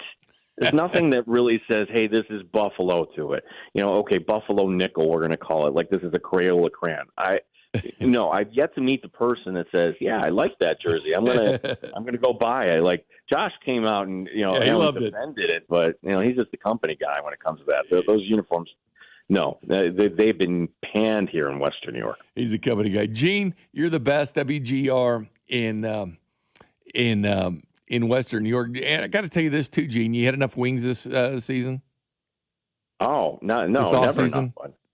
No, never enough. WGR Rochester. Yeah. I figured you'd be slamming those wings all summer. I got to get up there and have them. Jay, the barbecue in Kansas City was fantastic. You knew where to take me. It was wonderful. Yeah, so, you even had wings when you're here, and you actually liked them. I did. And the way they did them, I didn't know you could have wings like that. So it'll surprise you, my friend. It'll surprise you. Well, enjoy your Mets baseball. Enjoy some Royals baseball, and we'll start thinking about next season. What next season? Oh, yeah, may not have one. Yeah, that's the bummer. I looked at the schedule and like, hey, when do the Mets come out to Kansas City? I'm busy. Well, okay, it's a Monday, Tuesday, Wednesday. That would be tough. And I'm like, who am I kidding? Can't make any plans for next year at this point. Great stuff, Gene. Always good catching up with you, my friend. We'll talk to you later on. Thank you, Jay. All right, Gene, take care. Gene Battaglia. I'm shocked that he didn't put that together with Kansas City doing it. Although I will say this, they have offices everywhere, and who knows where it was designed. But the Bills, this is their responsibility, man. They're the ones that, okayed every final rendering, right? Don't you have to at least look at things and say, well, let's not do the railing there. We have an obstructed view here. They're the ones that sold them. Like the Bills are the ones that sold the seats. So they do have to bear responsibility for it. It's different in a way, but it kind of reminds me of when the Raiders' new stadium was being built and that Chiefs fan planted the flag under the stadium. Do you remember that? Yeah. They were doing construction on the stadium looked cool, though. I mean, it's a great stadium. The Highmark News Harvard looked actually like it looked fine to me. Week 2, Bink, the Lions play the Bills on Thursday Night Football. That's going to be the first game in that stadium. It will be very interesting to see that stadium in a night game. See the environment, see what it looks like on TV, because we're so used to their old stadium and and it's going to be interesting. Big game, week 2, playing Detroit on Thursday Night Football. And it's not an easy start to the season for the Buffalo Bills. They have to go to Houston week 1, turn around on a Thursday and play Detroit. It's tough. That's tough. Yeah. All kidding aside, though, with the stadium, I mean, I like outdoor football. And I'm an outdoor guy, too. So, and I give them credit. I mean, it does look nice. I'm a little sad the Chiefs are going to a dome. I'm going to miss those cold games. But, yeah, obstructive view seats. All right. Good stuff. We'll talk about some of the things he said there next. You're listening to After Hours on your home for Kansas City sports. 96.5 The Fan. That wreck really took everything off track. Can't work, can't help with the kids. The bills are stacking up. Then stop waiting. Call the Car Crash Kings, SWL Injury Law. Car crashes, that's what they do. Yeah? Yeah, they go to work so you can get your life back and get paid what you're owed. Don't get pushed around. Visit us at SWL Injury Law today for your free consultation. We're the Car Crash Kings. It's what we do. Visit SWLinjurylaw.com. The choice of a lawyer is an important decision and should not be based solely upon advertisements. Hi, I'm Tom Shane, third-generation owner at Shane Company. As a family jeweler for almost 100 years, we're known for doing right by our customers. Our legacy of integrity depends on it. We stand behind our engagement rings with our all-inclusive free lifetime warranty. We handpick the most beautiful diamonds, then negotiate for the best price. At Shane Company, we put you first because a friend always has your back. Shane Company, your friend and jeweler. I hope you are sitting down. The ACA Marketplace has announced significant increases on monthly premiums, with deductibles over $10,000. You can enroll with Matt B. and KC at BBS Insurance's Freedom of Choice plan now. You don't have to wait. Their plan lets you use any doctor, has zero outpatient deductibles, and is 30 to 60% lower cost than most Obamacare plans. Also, there's no income disclosure required, so no potential tax penalties. If you're a small business owner or pay for your own health insurance, you're uninsured, you're on COBRA, or your employer coverage is just too expensive, call Matt B. and KC for an instant quote over the phone. 816-205-4664. That's 816-205-4664. Or go to bbsinsurance.net. That's bbsinsurance.net. They will customize a plan chosen and managed by you, not the government. Hey, it's Bubba Wallace from 2311 Racing. You know what feels like forever? Sitting on a plane waiting for takeoff. Good thing I've got Chumba Casino. With daily boost and social casino games on tap, this is the kind of fun that makes time fly. Why not turbocharge your downtime? Play now at ChumbaCasino.com. Let's Chumba. Sponsored by Chumba Casino. No purchase necessary. VGW Group. Void where prohibited by law. 21 plus. Terms and conditions apply. Hey, Mom. Now that I have an after-school job, I think I want to buy a drum kit. Okay, Rockstar. Let's look at your account. When kids start making money, Chase has easy-to-use tools and expert bankers to help them learn how to manage it.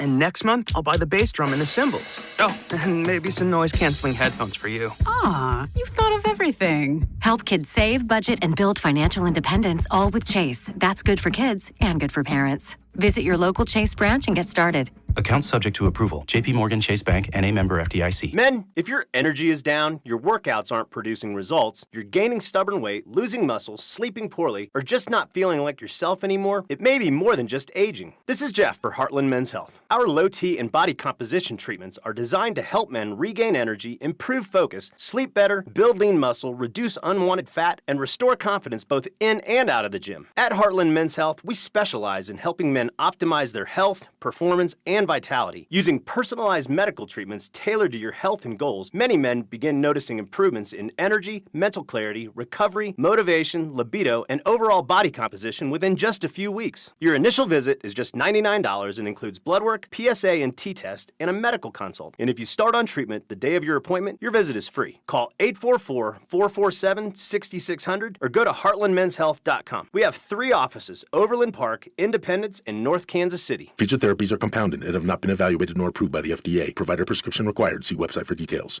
You already know that every Royals game is right here on 96.5 The Fan. But if you're looking for more Royals coverage, tune in to hear Royals insider Josh Fernier throughout the week. He joins Fesco and Dusty every Monday morning at 8:20.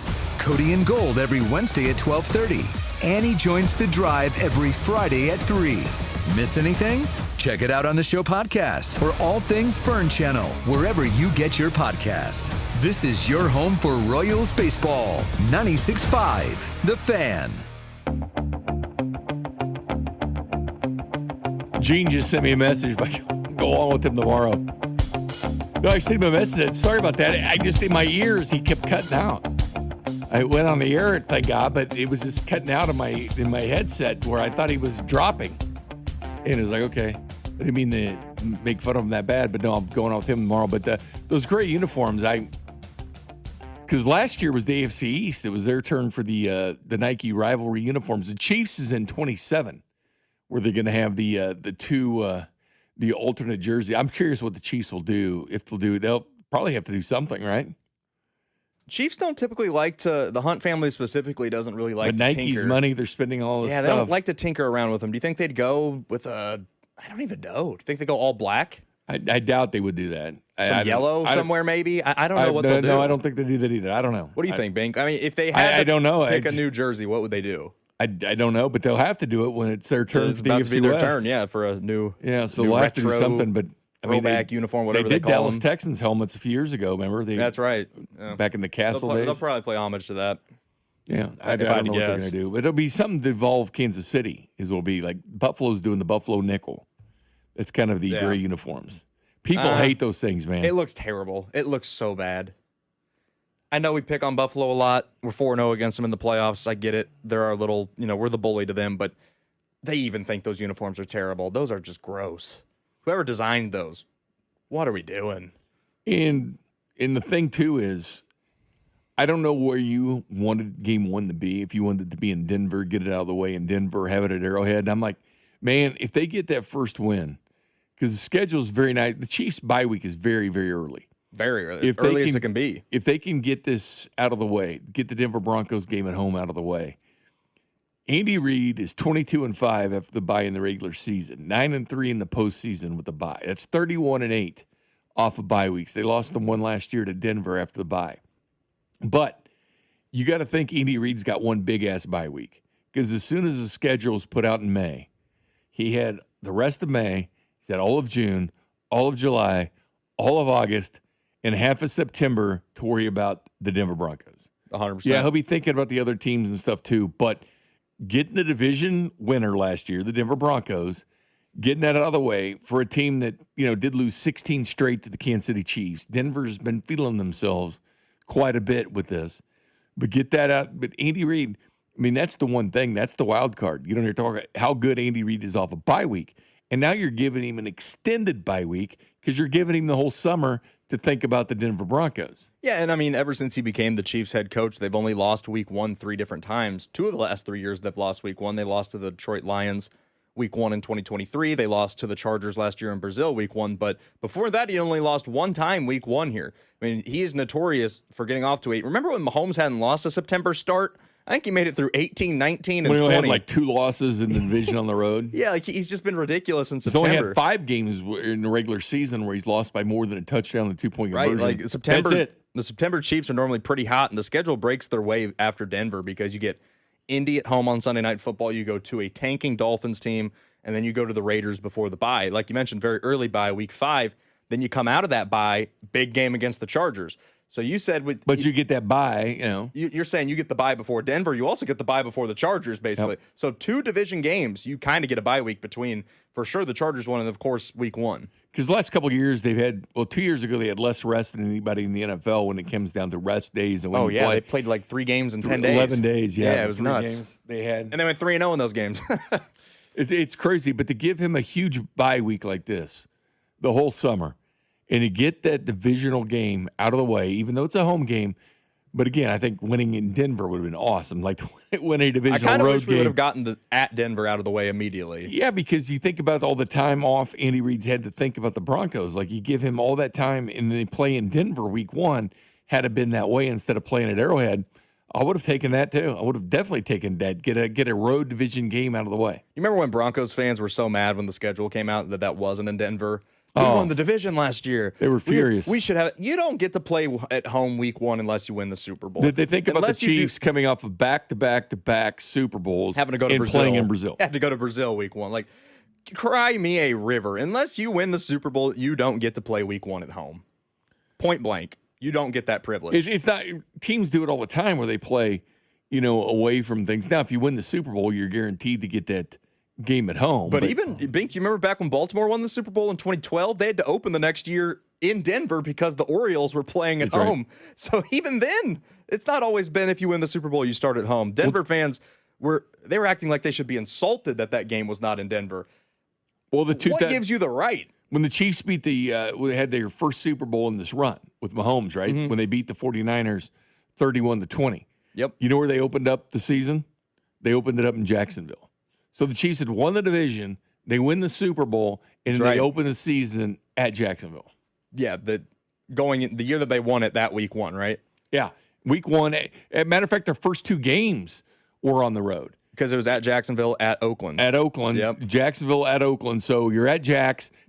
So you're on one coast, and then in week 2, you're all the way on the other coast. Oh, and then guess what their prize was? Week 3, Ravens at home. You get the Ravens at home. And then they were at Detroit. Then it was so Jacksonville. Then you're going all the way up north. So 3 of the Chiefs' first 4 games, again, division winners, Kansas City Chiefs, in the Super Bowl champions, started 3 of the first 4 weeks on the road. Yep. Not mentioned in Denver. Again, facts go away. And, people talk and all the Chiefs get all the breaks and all this. 3 of the Chiefs' 4 games after winning a Super Bowl and the division were on the road to start the season. But we don't talk about this stuff, Jackson, because the league is slotted against the rest of the league, and it's for the Kansas City Chiefs. Totally. Yeah, that's why they let 6 wins. That's why they let them go 6-11 last year. Yeah. So I felt that was interesting what happened. The 2019 Kansas City Chiefs playing on the road. The 9 straight division titles, though, man. I mean, it didn't matter. It doesn't matter by winning the division playing on the road and then not.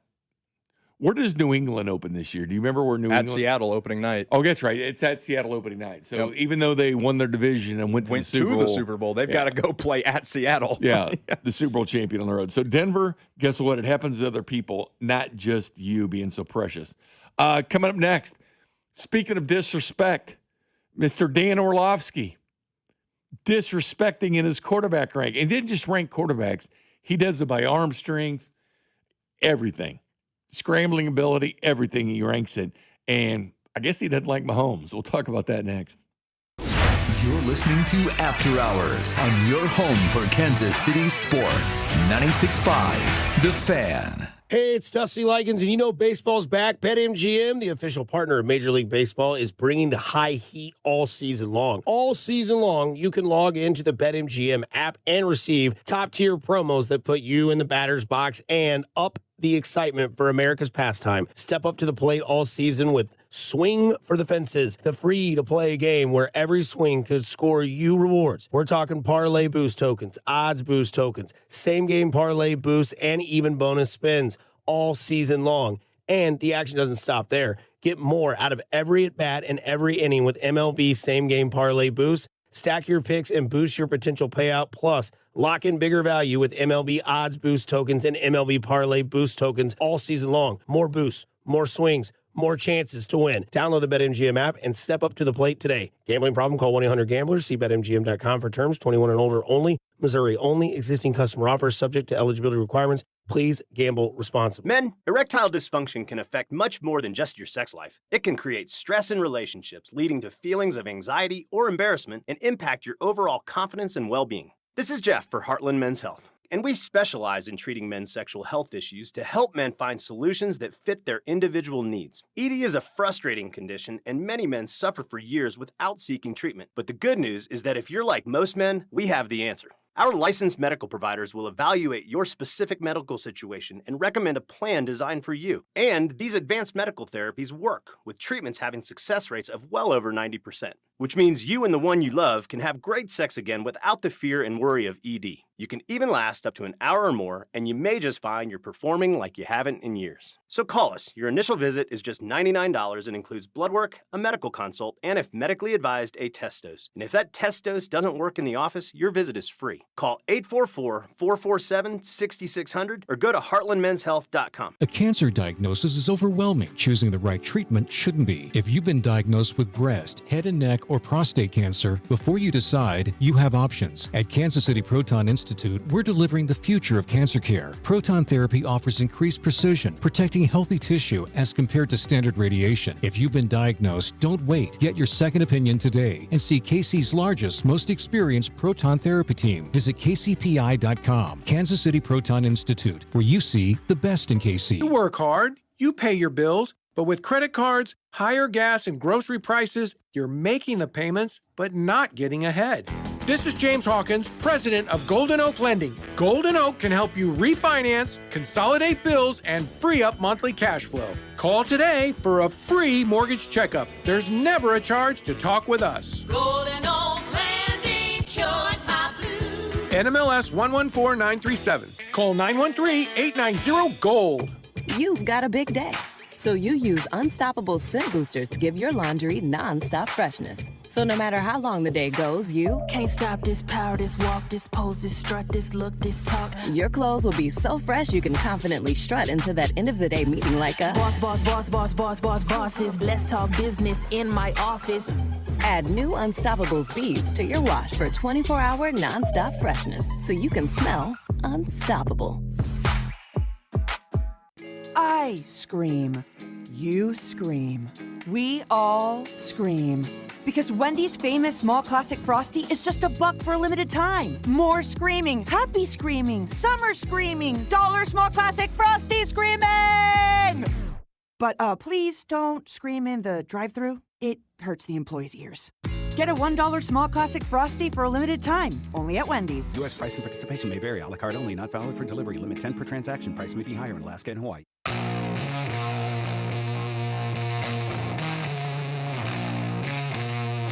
Will Howard now 5 of 6 for 79 yards for the Steelers. It was following Mason Rudolph 10 for 11 for 93. Some arm talent going on in the preseason here, Jackson.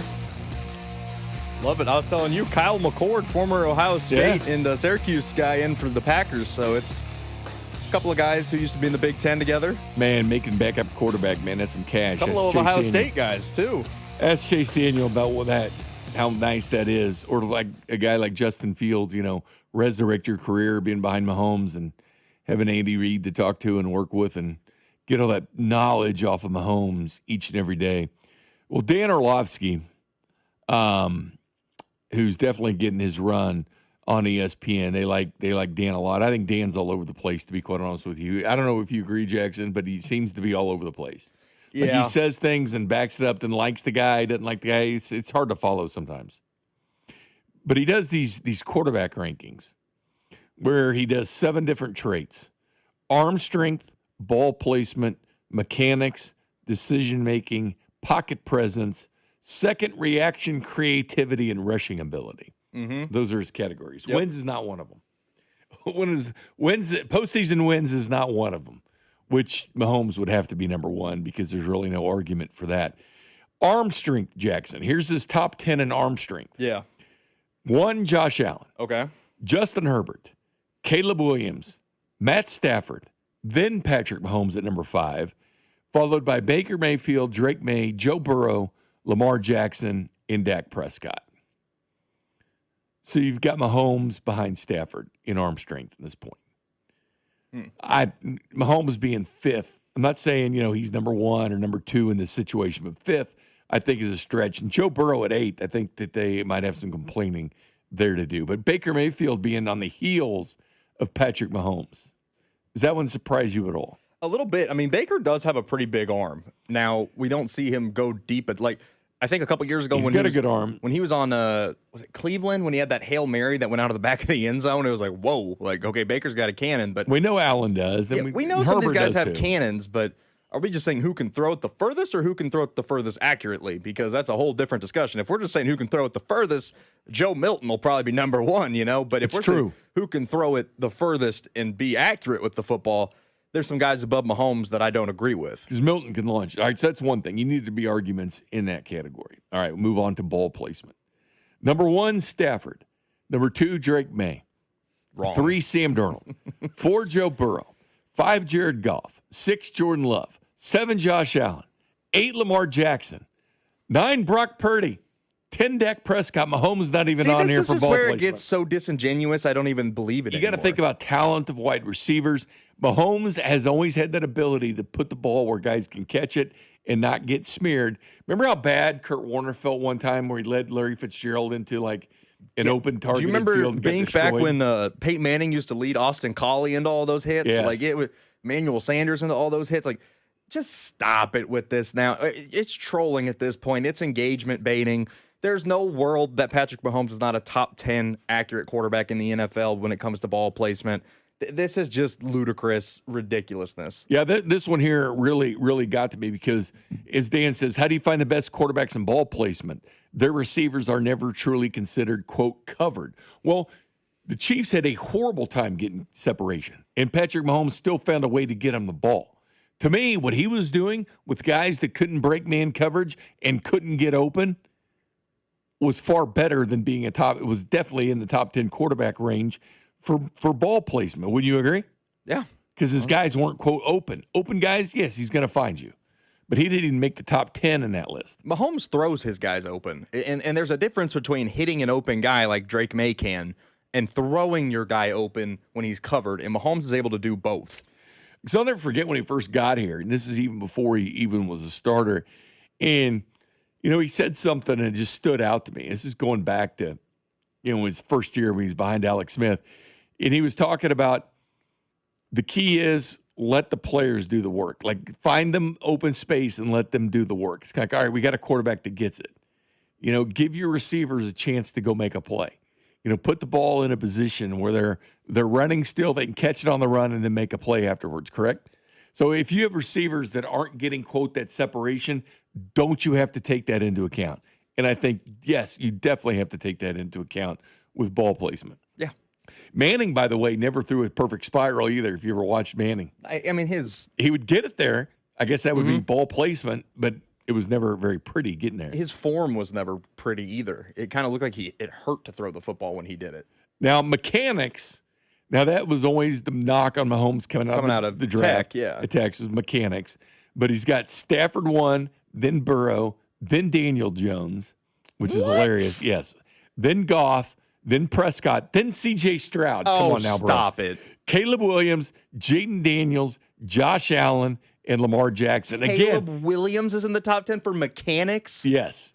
He's one of the worst mechanic quarterbacks in football. And Daniel Jones there, too. He had 7 turnovers between fumbling and throwing picks before they played the Kansas City Chiefs for the 2 weeks before the Chiefs. Oh, my God. This list is awful. So Mahomes not in the top 10 in ball placement and or mechanics. Decision-making with the football. Clearly, he should be top 3, right? Decision-making with the football. You would think. Number 1, Josh Allen. Number 2, Matt Stafford. 3, Jordan freaking Love. 4, Drake May. A lot of Drake May love after They that love season. Drake May, man. Then Jaden Daniels. What? Followed by Dak Prescott, Lamar Jackson, Joe Burrow, which decision-making with the football, Joe deserves to be a lot higher than that. Yes. Then Mahomes, and then Jalen Hurts. Wow. So you got Mahomes and Burrow at the end of decision-making with the football when those two should be top 3. I mean, this is ridiculous. Josh Allen at number 1 for decision-making. Did we forget back in January The against interceptions? the Denver Broncos when he turned the football over 4 times in the divisional round and costed his team a chance to go to the AFC Championship game, including his last pass of the season being an interception, including him fumbling at the end of the first half to cost his team 3 points when they ultimately lost by 3 points? Do we just forget these things? Yeah. What is going on? Oh, and thank you, text line to 620. It was Bolden, not Fitzgerald. That's right. It was Anquan Bolden that had that, not Larry Fitzgerald. But Warner felt terrible about that, leading him into trouble. All right. So Mahomes hasn't really been a top in any of this, right? Oh, my goodness. The quarterback with 3 rings in the last decade, 7 straight AFC title games. Again, 12 times he's been in either the AFC title game or the Super Bowl. And by the way, those AFC title games came with losses in overtime, including one to the Patriots, where it was the old rules. Tom Brady Never won the touched the coin ball. toss, and he scores a touchdown. Then it happened to little Joshy against Mahomes, and they changed the rule. Yep. So it wasn't because of Mahomes and Tom Brady, which is often forgot. That's often forgotten their argument. It became because Mahomes and Allen didn't get to touch the ball. We forget that it happened to Patrick Mahomes against Tom Brady, or Mahomes has been in 6 Super Bowls to this point. And who knows, may have another, what's that? Been in 5, right? He's been in 5 now. He would have been in 6. Would have been in 6, yes. He would have been in 6, and who knows, he might have 4 rings at this point because the Rams the Chiefs were right there with the Rams during the regular season. Remember that 54-51, and the Rams hardly scored in that Super Bowl at all. It was a much different team at that point. All right, pocket presence. I'm about to pop a blood vessel, Bink. All right, well, you will now. Number 1, Drake May. I'm tired of the Drake May thing. Like, I am so tired with that of this. schedule that they had. I am you put so Drake May number tired of this. Come back next year. Drake May is not going to be in the top 5 of any of these. I promise you. Number 2, Joe Burrow. Okay, that's fine. Then Sam Darnold, Justin Herbert, Dak Prescott, Lamar Jackson, pocket pro, Caleb Williams, Brock Purdy, Daniel Jones, Trevor Lawrence. Daniel no Mahomes. Jones? No Like, Mahomes. When did in we pocket start, presence. When did we start fanboying over Daniel Jones all of a sudden? What has he ever done? He's terrible. Everybody fanboyed over him last year, the way that Colts got off that hot start. But then as I kept bringing up at night, look at all his turnovers. Look at all the fumbles he's doing. Look at the interceptions. Daniel Jones is coming back to reality, and they're going to buy into it, and they're going to pay him. And they're going to make a deal for Sauce Gardner, which they did, and then they're going to be stuck on that because now they got to roll with Daniel Jones. But I digress. I mean, it's a bad list. There's not much more you can say other than the Patrick Mahomes disrespect has gotten egregious. It really has. Second reaction ability. All right, this is what Dan said. The flip side is working outside the pocket. There's obviously a plan when the ball is snapped, but NFL defenses are pretty dang good at derailing things. Number 1, Josh Allen. Okay. Number 2, Caleb Williams. Mm-hmm. Number 3, Patrick Mahomes. Sarah Mahomes actually makes the top 3. Wow, he finally is the top of a list. Followed by Drake May. Of course, Drake May. Followed by Drake May. Sam Darnold. Bo Nix. Bo Nix makes an appearance.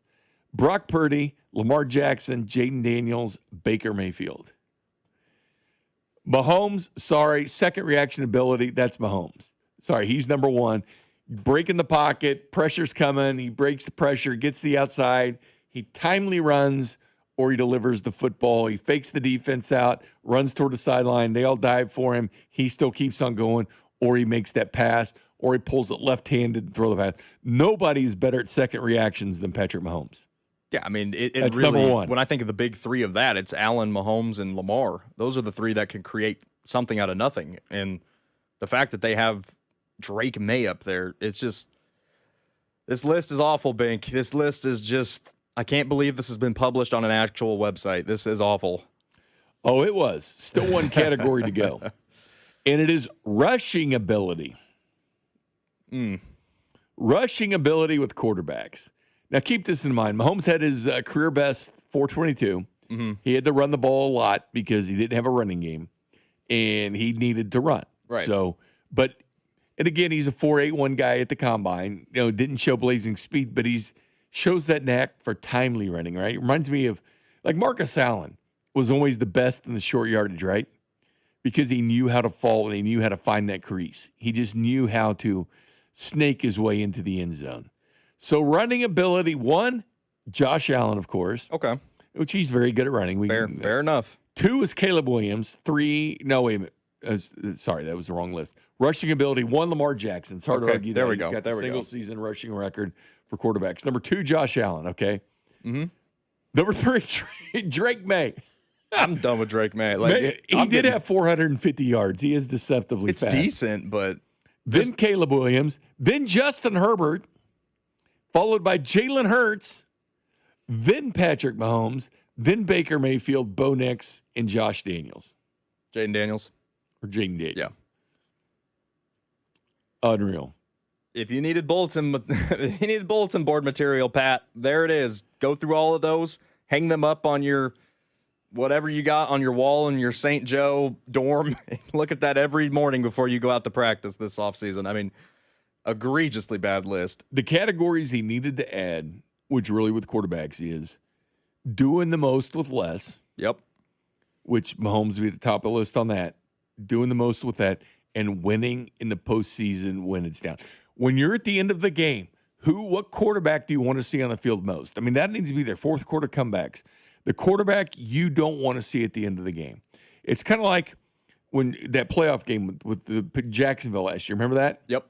Against Buffalo. Mm-hmm. And the Jacksonville already had their kicker already had the longest field goal in NFL history earlier that year. Yeah. They get the ball back. And there was still a ton of time left, and they still had a timeout left. I think they had multiple timeouts, yeah. And what's Lawrence do? Throws a pick. First pass of the drive, throws a pick. Throws a pick. That is not a quarterback you want to see. That's why I was sitting around going, man, imagine if this was Mahomes with all that time. They would not be celebrating or anything, especially if they had a kicker that could kick like they can there in Jacksonville.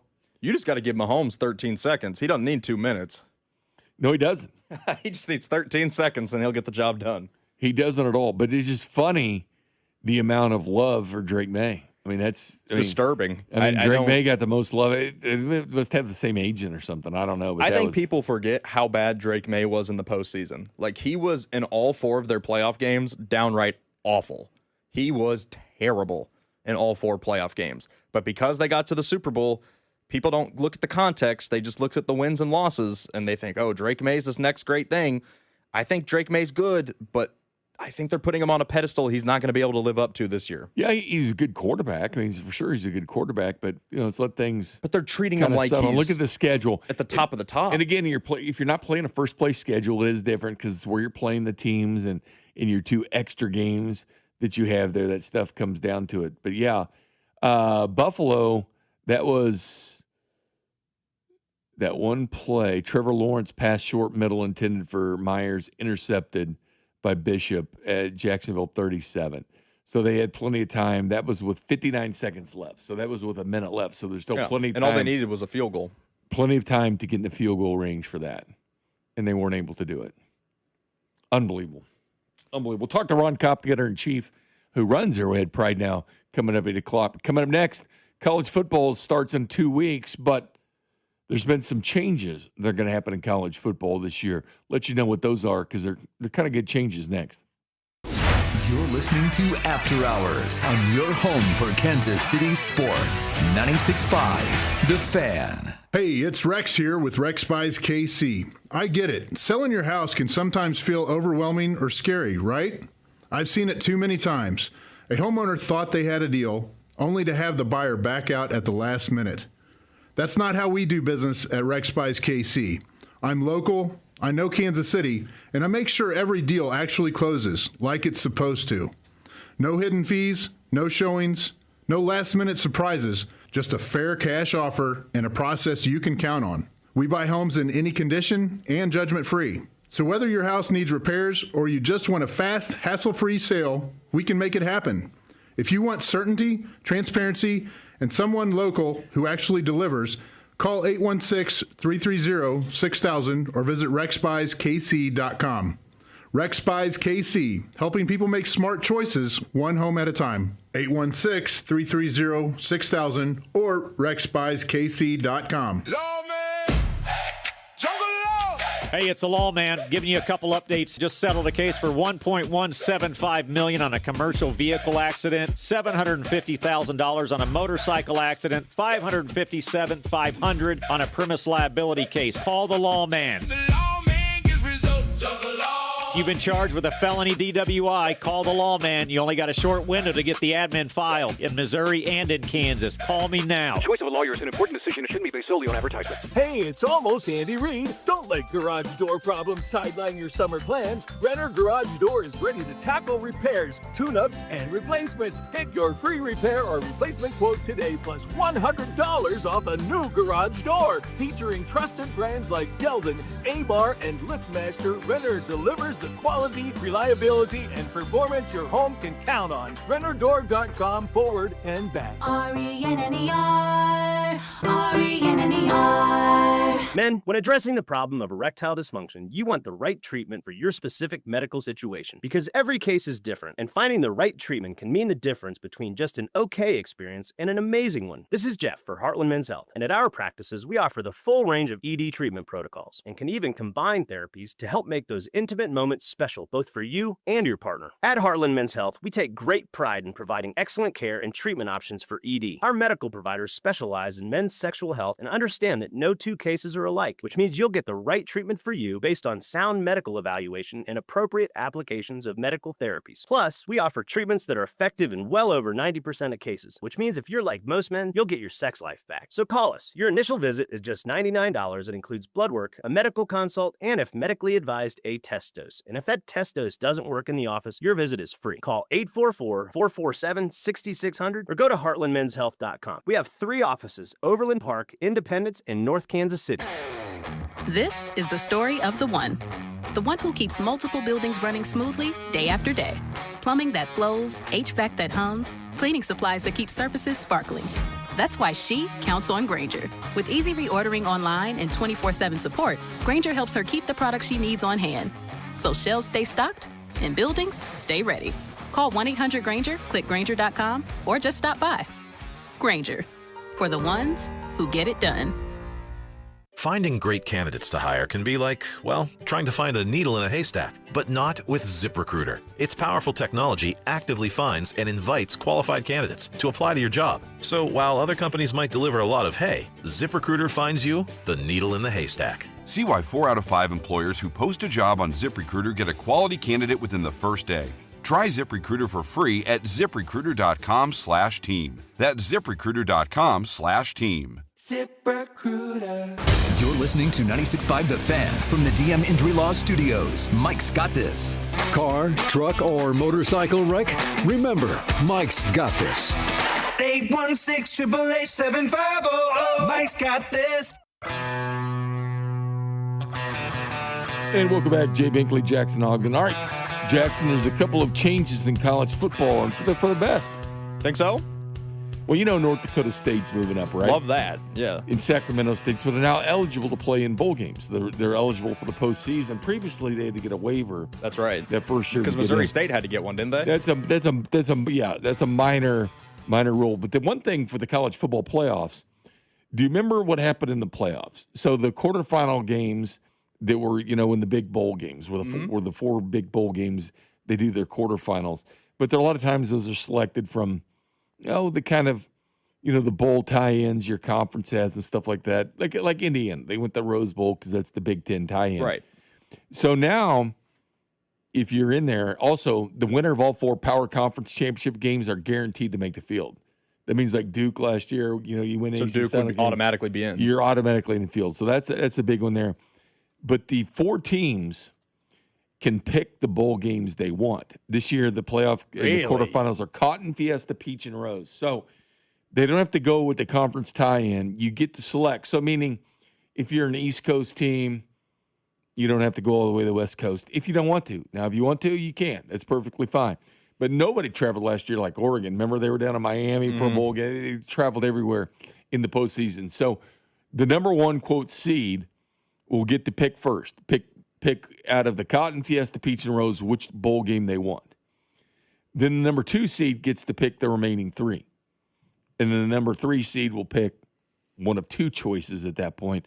Then the 4 seed, they're going to be stuck, playing wherever they are. So that's kind of cool if they get to make that selection. It gives you some incentive. That way you're not, you don't have to worry about the bowl tie-ins because a lot of these teams don't give a crap. They just want to play in where they can win, right? Because the ultimate goal is to win the college football playoffs. And even though the Cotton, Fiesta, Peach, and Rose Bowl, I love the bowl system like the way it was, and I know there's a lot of tradition with these games, but you're in the college football playoffs, it doesn't really matter. Like, you're not sitting there going, oh, that's a Sugar Bowl champion. You're thinking that's the playoff quarterfinal winner. Wasn't that kind of what you're thinking last year?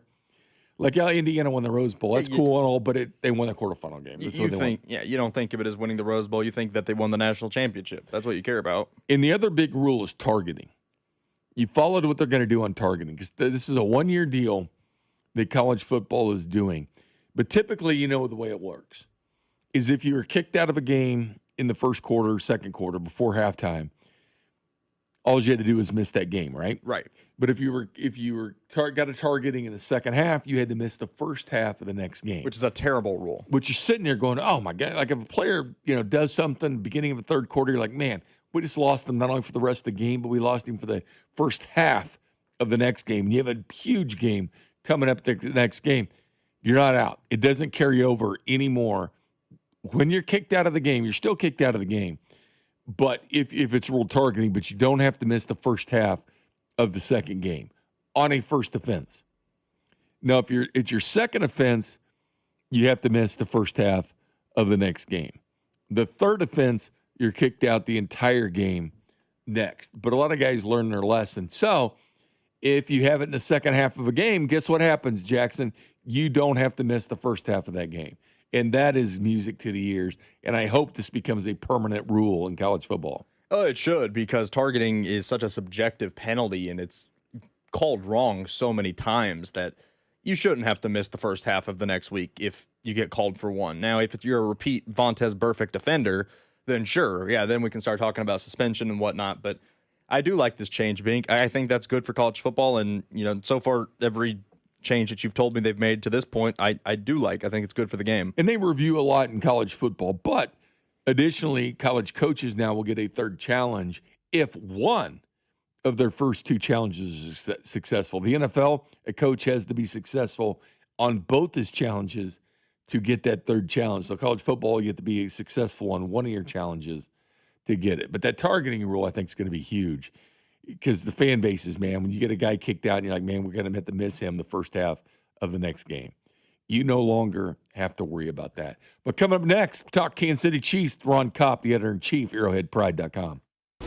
You're listening to After Hours on your home for Kansas City sports. 96.5 The Fan. This summer, Casey's has 89-cent medium fountain and new Frostbite by Casey's drinks. But if you don't have 89 cents, you could check your center console, dig between your couch cushions, ask Grandma for $1, or just use your credit card. 89-cent medium Frostbite by Casey's or fountain drinks at Casey's all summer long. Restrictions may apply. See store for details. When your joints hurt every single day and you've been told you need surgery, it can feel like there's only one option left. But please, do your homework. Remember, once a joint is replaced, there's no going back. Hey, it's Bob Fesco. Before you schedule that surgery, consider getting a second opinion from QC Kinetics. Whether you're dealing with the pain of bone-on-bone arthritis, a torn meniscus, or just years of wear and tear, surgery isn't the only conversation you should have.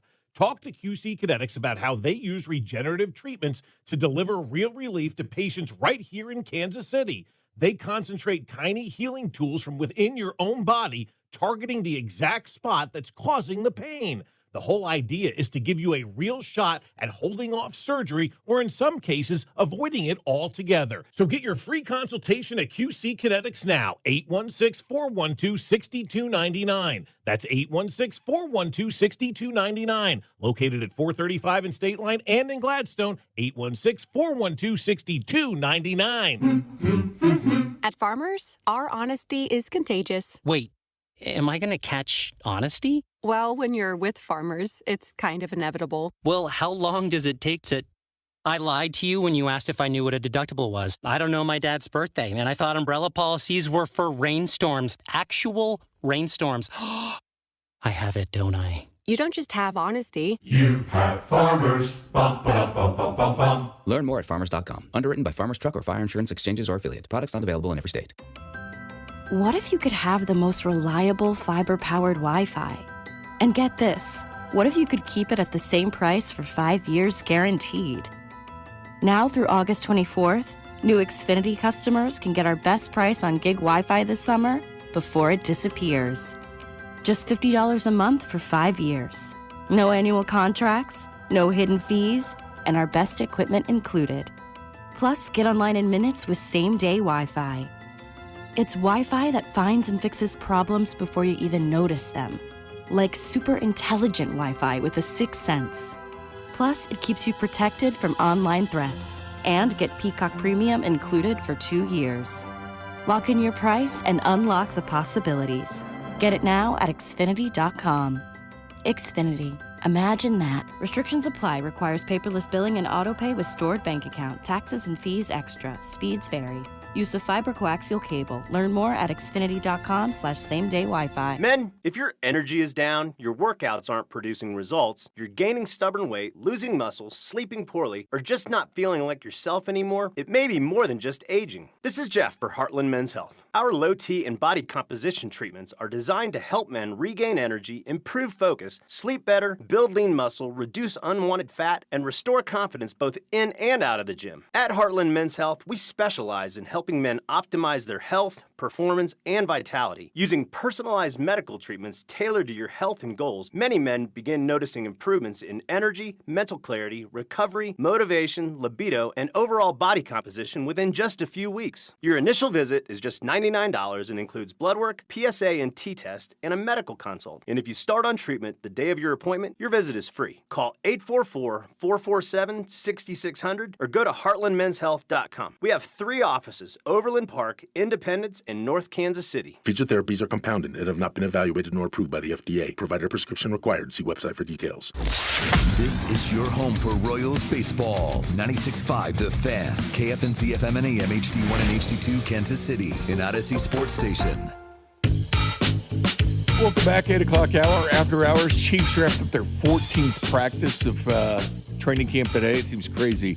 It's been 14 practices already as they're steaming towards the Sunday, August 30th cut-down date. At 5 o'clock that day, we will start seeing cuts trickle in before that happens. Talking to Ron Kopp now, the editor-in-chief, ArrowheadPride.com, who's been to each and every Chiefs practice up in St. Joe. What's up, Ron? Jay, what's up, man? I'm ready for some preseason action for sure. I'm ready for Saturday. I'm not looking forward. I'm not going to be there, and I feel bad for anyone who's going to be out there. 3 o'clock on a Saturday was a wild choice for a preseason game in Kansas City. But, wild choice. Yeah, it's going to be a hot one. Yeah, but I'm ready for it. I'm excited. I'm ready for some live action. It's kind of like, Ron, we can't wait for training camp, and then as soon as it starts, you can't wait for the preseason. Yeah. Then as soon as it gets in their way about the first quarter, you can't wait for preseason to be over and get to the regular season. Pretty much, yeah. No, and I mean, especially this week, we won't even see 15, or we may not see any of the real starters. I think it could be that case. Well, there's plenty of rookies, Jay. Right? There's a lot of those rookie class to see. So yeah, no, there's plenty of guys to watch for. There will be some guys that will get significant time for the Chiefs during the regular season, and maybe a few starters sprinkled in there as well, because things really haven't been set at this point. Either the Rams, what their philosophy is, they won't play anybody in this game. Right. You won't see anybody in this game. But it is different. It's weird how the preseason football, remember when there was 4 games? And then if you played the Hall of Fame game, you'd have 5, which is really ridiculous. But you play into 4 games, but that last game, no one ever played. But through the first 3 people to play. Mahomes is usually, now obviously coming off the ACL, he's not going to play. But, he's been a guy that's typically played 1 or 2 series, the first or 2 preseason games, but not the third. So, but things are gradually changing so fast in the NFL where a lot of teams just don't do the starters at all. I know the Bengals tonight used Joe Burrow and Jamar Chase, to start the game and things like that, but they didn't play very much. They played a couple series, and boom, they were out. Well, Andy Reid has definitely been, I feel like he values preseason a little more than maybe some of these new age coaches, right? We've seen that, and that might be one reason, his teams have started out hot, especially in years, when they kind of, when they are successful, it does feel like it's always with a hot start to the season. And so, a lot of that has to do with the hard training camp. But yeah, no, I think especially this year with the offense, the new, especially the run game, I think one thing I'll tell you I thought was interesting, Spags in his post-game press conference this week, you kind of let the cat out of the bag. Not that, we all haven't been seeing them go under center and running a lot more in training camp, but, he just kind of said, he's been looking for more physicality from his defense. And he said, we've been seeing a lot more runs this year, compared to other camps. And so he's been wanting to see more of that. That's why he's ready for preseason. But that just tells me the Chiefs offense is ready to commit to the run game. They're practicing it. Let's see if they'll preach it. And, that'll be – it doesn't matter who's in the game, right, on Saturday. That's just an offensive philosophy thing. So I'm excited to see, if we get anything, Emmett Johnson, the rookie, there's a lot of stuff, to get ready for. But the run game is going to, be evidence, right? If that's a real thing with the offense, that's going to be evident no matter who's in the game on Saturday. And we're seeing more of a shift in the NFL to more under the center type stuff. I know Philadelphia did this. Sean Mannion, their new offensive coordinator, has Jalen Hurts under center a lot more this year too. So other teams are doing it. It's cyclical. The NFL does this. And the interesting thing about preseason, 28 of the 32 teams schedule joint practices with another team. And I know that some teams get a lot of work out of that and value because you do certain situations down in distance with the other team, and you do that. So some teams get a lot of value out of it. Andy Reid does not like joint practices and doesn't do it with other teams, but 28 of the 32 teams do. And I think that's why we've seen more of a guys sitting out in preseason. Now, this doesn't include the Chiefs, but more of guys sitting out because they get to work in the joint practices against another team because that whole philosophy – you need to go hit somebody else. Well, these other teams are hitting somebody else in joint practices, and then they get to the preseason, and we're seeing more rest. This is what other teams are doing, and it's starting to trickle into the 4 teams that don't do joint practices. Yeah, Andy Reid will never change on that, I'm sure. I think one thing I think with that he's always kind of said or has mentioned is, it kind of leads to maybe just more likelihood for fights, right, or scuffles. And this camp, the Chiefs have seen a couple of those already. They didn't need the joint practices to get the heat up, the intensity up during last week's. It was the last practice of a 6-day stretch where they had practice each day, and so I do think that had a lot to do with it. But you heard Dave Tobe on this week in his press conference just talk about how it does get old. He said it. It gets old hitting the same guys, doing the same thing over and over. Like, these guys will be ready to go and show something on Saturday because, Spags has said it, Tobe has said it. Obviously, I think all the coaches believe that, you can't really tell too much, until the live action gets, the training camp is really just a precursor to what these guys can do, in terms of trying to make the roster, what they can do. the preseason will really be where they can show it, especially like special teams, right? I think defense too, because you're never hitting the quarterback in camp or tackling too hard, right? So like who's really tackling, who's flying around.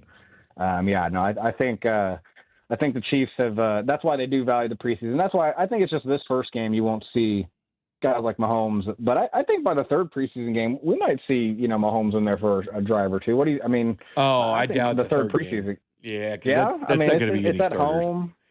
No, I can't see it. The Chiefs are one of these teams that have something I don't think they really like, and that's playing two teams in the preseason that you'll be facing in the regular season. Yeah. Which is really wild. But the Broncos, the Chiefs, the Lions, and the Steelers, the only four teams in the NFL not to do a joint practice with another team. So there's some value into that.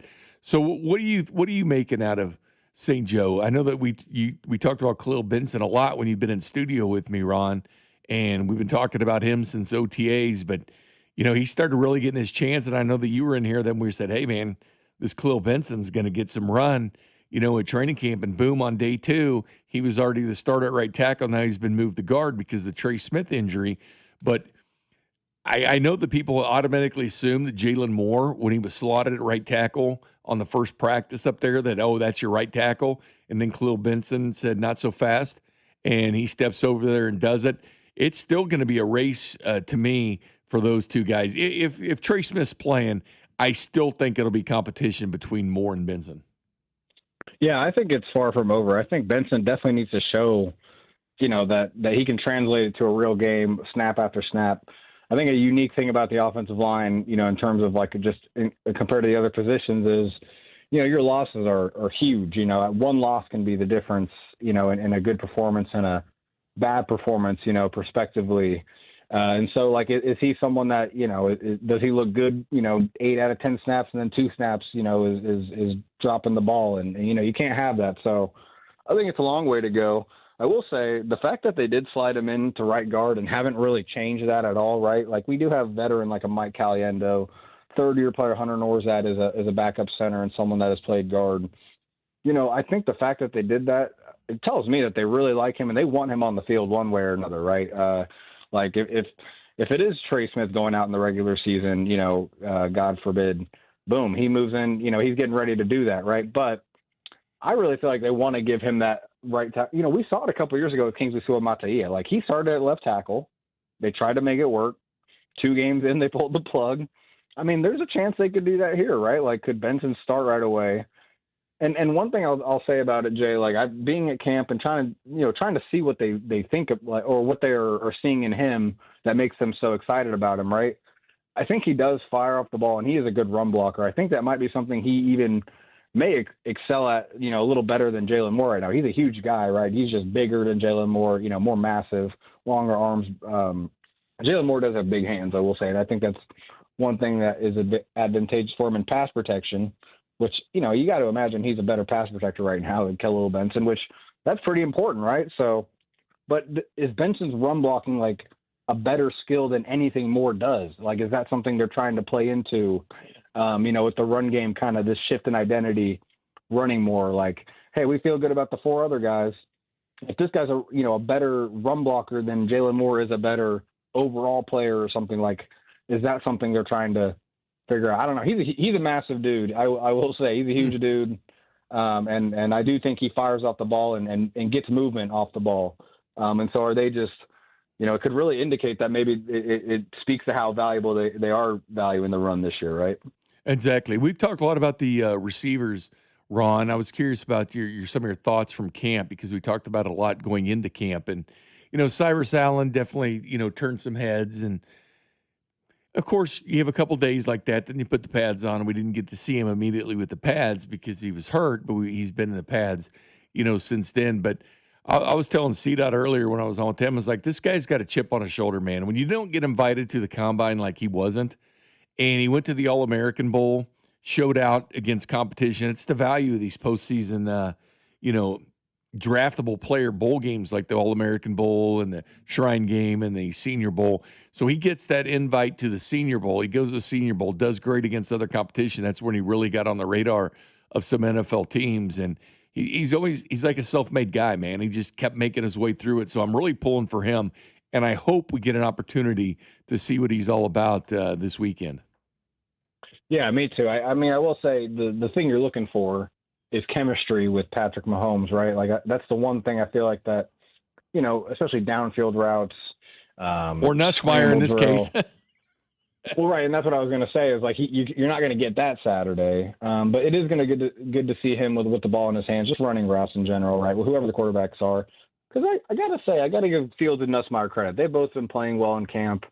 Nussmeier a little more just like in the rhythm of the offense. I think Fields, he has some boneheaded plays, but he makes some great throws at the same time. There is a reason he was a highly recruited quarterback and a highly picked quarterback, and has started so many games. And in a preseason action, like he could, give these guys opportunities to make plays. Cyrus Allen, though, I will say, it does just seem like he has this a skill, a talent that we've been missing at the receiver position, and that the Chiefs don't have necessarily, or that we haven't seen of the other guys, right, at the receiver position.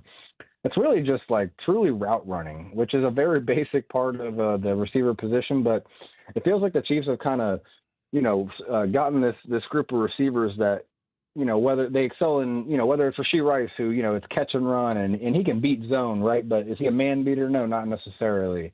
And then it's Xavier Worthy, who you want to be a man beater, but then he's fragile. He hasn't been, be able to be healthy. And Tyquan Thornton's a downfield player, but is he doing the first and second level things? Cyrus Allen, I feel like, is getting open quickly. He's finding space quickly. The first and second level, and there was a play in 7-on-7 the other day where quickly he realizes the initial route's done, so he spins, gets into another window for Mahomes to throw it to him.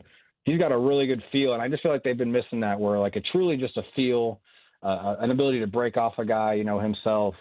And so that's where if the Chiefs do give him the opportunity to play in the starting offense like we've seen in training camp, man, I feel like he could, make a real impact this year.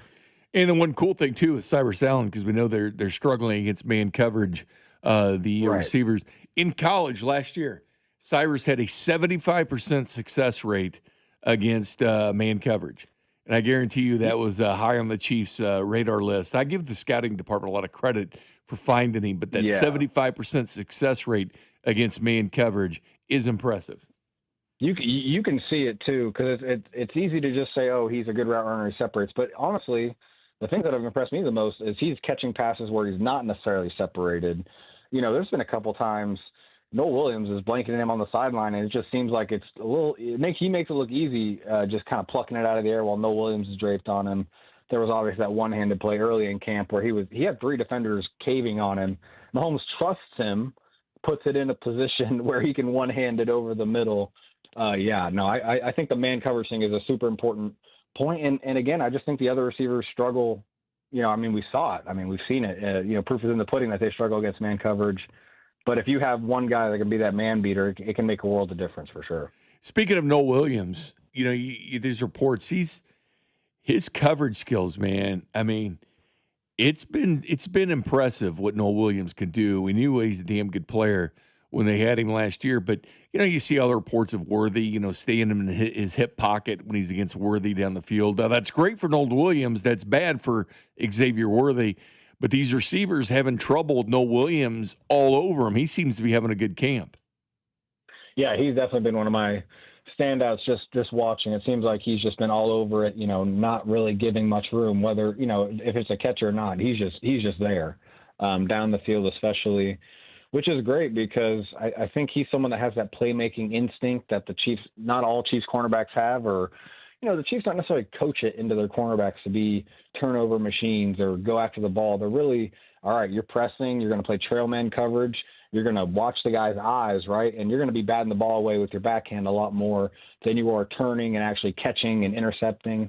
That's just kind of how it's coached in Spagnuolo's defense and Dave Merritt's, cornerback room. But he has that playmaking instinct that if he can combine that ability to play press man and be in the hip pocket, like you're saying, be that tight trail man coverage, but then also make plays on the back end of it, right? Finish the plays. The Chiefs have been struggling for years to really, and again, it's kind of what I just talked about. It's kind of a product of Spag's scheme. Not a ton of turnovers. They're batting the ball away. They're not necessarily intercepting the passes a lot. They're playing a lot of man coverage, not zone coverage, right, where you're reading the quarterback's eyes. That you get more picks that way. So that's where Noel Williams could maybe be a differentiator in that way. where Delane's that shutdown guy. Noel Williams is maybe the guy that's taking advantage of a rushed throw or, oh, shoot, my number one guy's, covered. I got to force it to my number 2 or 3. Noel Williams, sees it coming. Yeah, I'm excited for Noel Williams. I think he's having a good camp. And, again, he's just got that play. Obviously we talked about it. Led the FBS in interceptions his last year at Cal. Yeah. That's just the thing that the Chiefs need. They need more turnovers, right? They need to get the ball turned over more. Yeah, and he got to face Fernando Mendoza 2 years ago every day in practice when he was at Cal. So there you go. Before he transferred for Mendoza, headed off to Indiana. What about the defensive line, Ron, with Peter Woods? And obviously, I know you like him and what he can do, but how about Felix's camp, and how do you feel about him now? Is he poised to have his best year? Well, I definitely he's someone you need to just see it in preseason. It's, I feel like the coaches are speaking him up well, talking him up well. It seems like he's doing, like he looks, formidable in terms of someone that can, rush and play on the field. But at the same time, it's just hard to tell, in training camp. He's been going against a rookie right tackle and Khalil Benson a lot of the time. But hey, I will say, he was the one who got in the skirmish with King Lusua Mataia. I think the main point there was that he has been rushing from an interior spot. Think of like a Mike Dana in the past, where he's that defensive end that they use in that NASCAR package, rushes over a guard. Maybe you're getting Chris Jones or Peter Woods on the other side, getting that double team, and you're a defensive end. Yeah, I mean, he was knifing in. He got past Creed at one point I saw. Obviously, bull rush Kingsley on that play enough to where Kingsley kind of got upset with him, or was a little just, he feel like he got beat. So, yeah, I think it's kind of interesting that they're doing that. I think especially with the Emmanuel Ogba signing we saw this week, right? He's back in the Mitch at 33-year-old, I believe, 32-year-old, 11-year vet. I think FAU might just be someone that maybe is you send him in pass downs, kind of just like that dirty work, stunts, maybe just kind of opening up things for other people, because he does have that ability to knife in. And he's getting quicker off the ball. That's been the coaching or the point from Andy Reid and Spags in press conferences, saying that he is quicker off the ball. I think that was his huge weakness to start his NFL career. He was just slow off the ball. So yeah, I'm excited to see what FAU can do, but I'm still a little skeptical. The Ogba signing kind of tells you maybe that they do feel like they need, they do need another veteran type. FAU is kind of the veteran being here 4 years, right?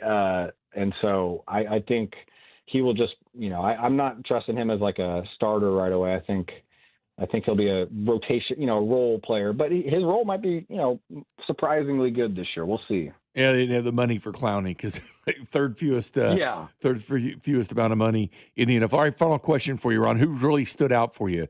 Who were you not expecting? Someone when you went to St. Joe all the time. Keep in mind, there's still 4 practices there next week, but a guy that you weren't expecting, and you're like, man, damn, he's really showing me something this year.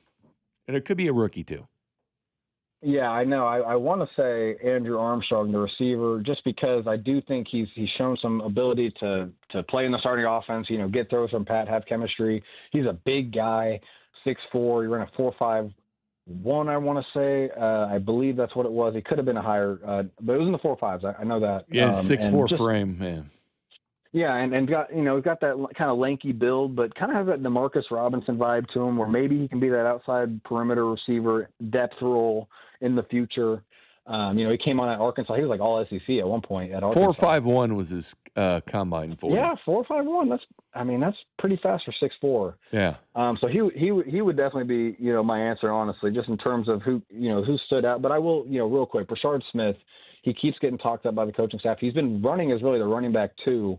And it does seem like they're just saying, hey, look, if he gets the pass protection down, we're going to use him.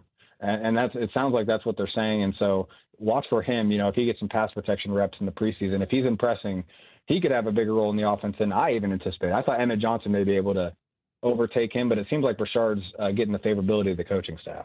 Yeah, and by the way, Armstrong did run again at his pro day and ran in the 4.4 range. So a lot of guys improve at their pro day for their combine. Yeah. So take that with a grain of salt.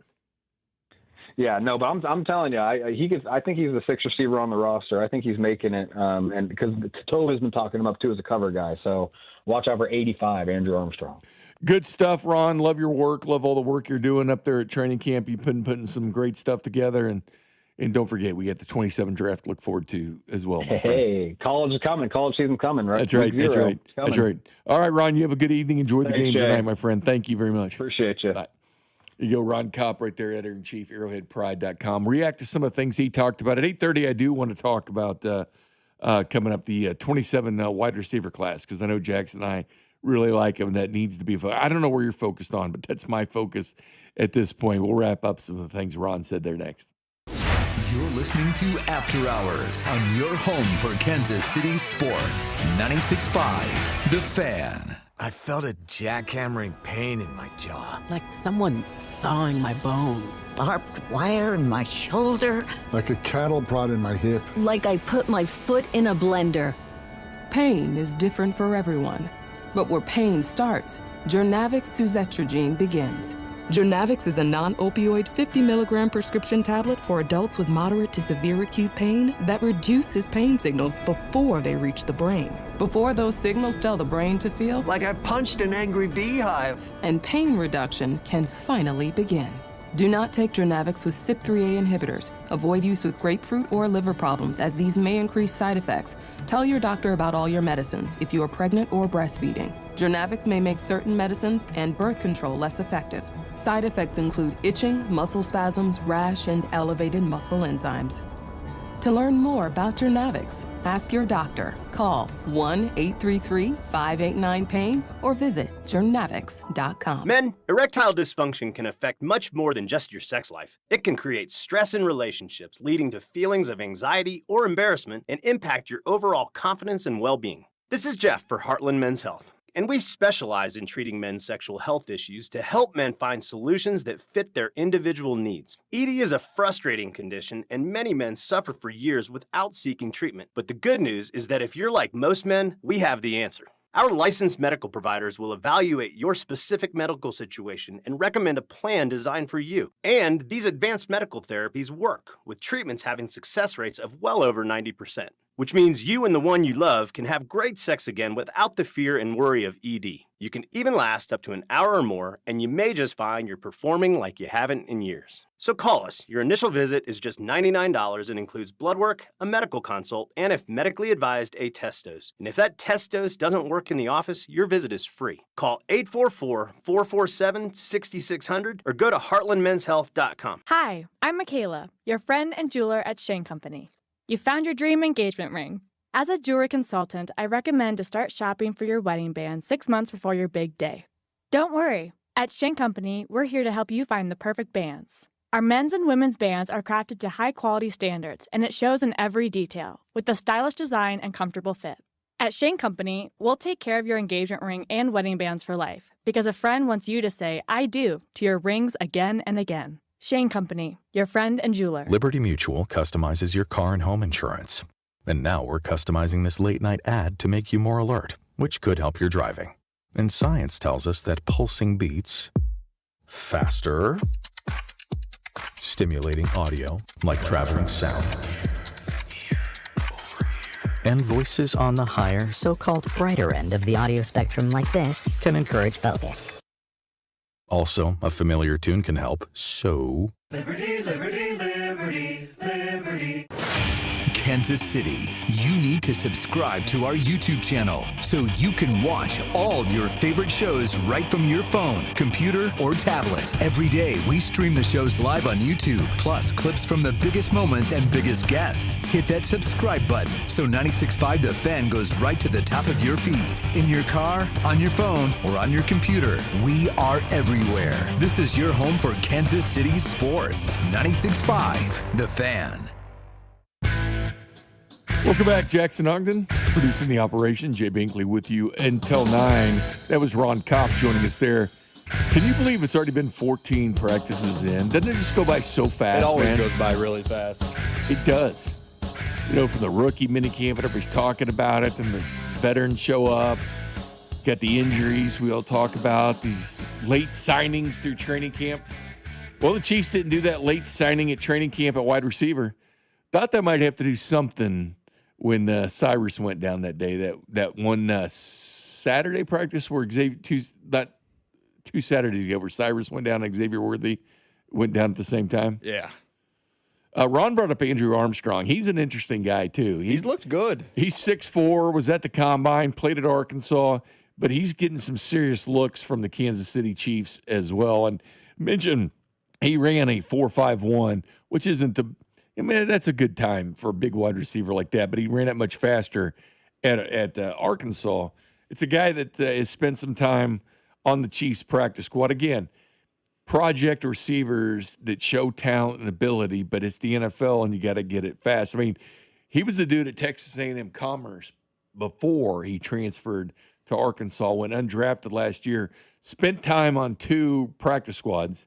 He's on the Dolphins practice squad for a while, and he was on the Detroit Lions practice squad for a very short time. He was it was quick. Miami signed him on May 9th last year and was waived on the 26th of August. So waived there in training camp. He was picked up by Detroit. So he goes from August unemployed till December 1st. Detroit signs him, and then they released him 7 days later. So he was signed and then released quickly by the Detroit Lions. I'm surprised San Francisco went in on this with all the wide receivers they were out. And this past January, he signed with the Chiefs practice squad. So he's been with the Chiefs and at practice for a long time. But they certainly like what he's been showing at camp. He's 6'4", 210 pounds. Yeah, I mean, you'll see him a lot this weekend. To me, it kind of comes down to will they keep Nico Remigio as the special teams guy as that 6th receiver, or are they going to view a guy like Armstrong capable of taking over on special teams and being that 6th receiver? What Ron says, it kind of sounds like it's leaning towards Armstrong potentially making the roster. Because I am a little bit curious what the Chiefs are going to do with the math when it comes to Brashard, like how it's going to, how that's going to kind of mess up the system with the running back situation. Like, what are you going to do, and how many running backs are you going to keep? Are you going to keep 4? I think they have to keep 4. You're keeping Ken Walkers. That's Brashard Smith, Emmett Johnson, DeMarcado's your blocking back. You can do a lot of other things too, and then Emmett Johnson, and then Brashard as well. So you keep 4 and you keep 6 receivers in that situation. I think so. I don't think you cut any of the running backs. Like, those 4 are going to make the roster. The only thing I could possibly see them doing is moving Brashard to receiver. But I don't think they're cutting him. He's a good returner as well. The wide receivers, so you got Rice, Worthy, Thornton. No doubt. They're ons. No doubt. No doubt. Cyrus Allen's no doubt. So there's 4. The 5 and 6 are where it kind of becomes. And then it's Jalen Royals, Andrew Armstrong, Nico Remigio. Nico in that area. But Nico can return as well, so I don't know, man. There's no guarantee that Jalen's on this team. There's not, and it'd be pretty rare. I shouldn't say pretty rare, but it would be. The Chiefs cut a 3rd rounder a couple years ago. Kamari Russell. It would be disappointing, I guess is the better word. Wildly. To cut a 4th round pick before he even got to year 2, but you make mistakes. I mean, it's not unheard of, and the best GMs in this league, because all 32 GMs make mistakes. The best ones admit their mistakes earlier. If you can admit your mistake and not try and hang on to, I drafted this guy, I got to keep, the sunken cost fallacy. I've got to keep this guy because we put so much capital into him. Not that a 4th round pick is much capital, but the point being, we drafted this guy, we don't want to cut him. The great GMs in this league, like a Howie Roseman and a Brett Veach, they're willing to move off of their mistakes earlier than some of the more stubborn GMs in this league. So I think it's possible, Jay. I would love to see Jalen Royals do great in preseason and make the team, but I don't think it's impossible that he finds himself on the outside of this roster. It depends on Armstrong, too. I mean, it's those guys kind of there at the end. And you hate to think that's kind of the battle at the end because it's a lot of unknowns. Because Royals, we don't know anything about. And I'll say at the end of last year when they were starved for receivers and they were starved for guys to go out and show something, he didn't go out and show something. He didn't really get a chance. At the end of the year, he did. And he still wasn't able to do anything. But that was with Oladokin. I know. And Oladokin was having trouble completing pass. How much do you pin that on Royals is kind of the hard part. Yeah. But, again, was on a team with Rice out 6 games, Worthy without 3 games. And I don't care if you're a rookie or not, but the Chiefs were wide receiver starved at the beginning of the year. And that's what I think. I think it's more damning that he didn't do anything earlier in the season than it is. And he never went on IR. Never went on IR. I think it's more damning that, in the Giants game or in the Ravens game where they were just starved for receiver, all their guys were either suspended or hurt, that he wasn't able to show out, than it is at the end of the year when you're not able to show out with Chris Oladokin, who had his own struggles and wasn't able to get the ball out and whatnot. So Royals is an interesting one. He's one I liked coming out of Utah State. I'm rooting for the guy, but it's put up or shut up time for him right now to make this roster. 100%. Coming up next, you and I will look at some excitement for the Kansas City Chiefs next year in D.C. for the NFL draft, because you know what? It might be time to start scouting them out, because I know Chiefs fans will be looking at college football on Saturdays going, want that guy on the Kansas City Chiefs roster. We'll discuss that next. You're listening to After Hours on your home for Kansas City sports. 96.5 The Fan. Liberty Mutual customizes your car and home insurance. And now we're customizing this late-night ad to make you more alert, which could help your driving. And science tells us that pulsing beats, faster, stimulating audio like traveling sound,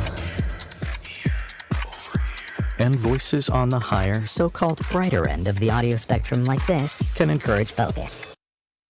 Also, a familiar tune can help, so... Liberty, liberty, liberty, liberty. One contractor, all things parking lot. That's who they are over at Gann Asphalt and Concrete, a locally owned and operated company who is ready to take on that project for you. Whether it be commercial paving services, asphalt services, or any large-scale project. The first thing a client sees about your business is the parking lot, and Gann Asphalt and Concrete is ready to make sure it gives the right first impression. Trust a locally owned and operated company who is ready to do that work for you. Give them a call, 816-688-3512, or check them out at GannAsphalt.com. Men, when addressing the problem of erectile dysfunction, you want the right treatment for your specific medical situation, because every case is different, and finding the right treatment can mean the difference between just an okay experience and an amazing one. This is Jeff for Heartland Men's Health, and at our practices, we offer the full range of ED treatment protocols and can even combine therapies to help make those intimate moments special, both for you and your partner. At Heartland Men's Health, we take great pride in providing excellent care and treatment options for ED. Our medical providers specialize in men's sexual health and understand that no two cases are alike, which means you'll get the right treatment for you based on sound medical evaluation and appropriate applications of medical therapies. Plus, we offer treatments that are effective in well over 90% of cases, which means if you're like most men, you'll get your sex life back. So call us. Your initial visit is just $99. It includes blood work, a medical consult, and if medically advised, a test dose. And if that test dose doesn't work in the office, your visit is free. Call 844-447-6600 or go to heartlandmenshealth.com. We have 3 offices, Overland Park, Independence, and North Kansas City. You work hard, you pay your bills,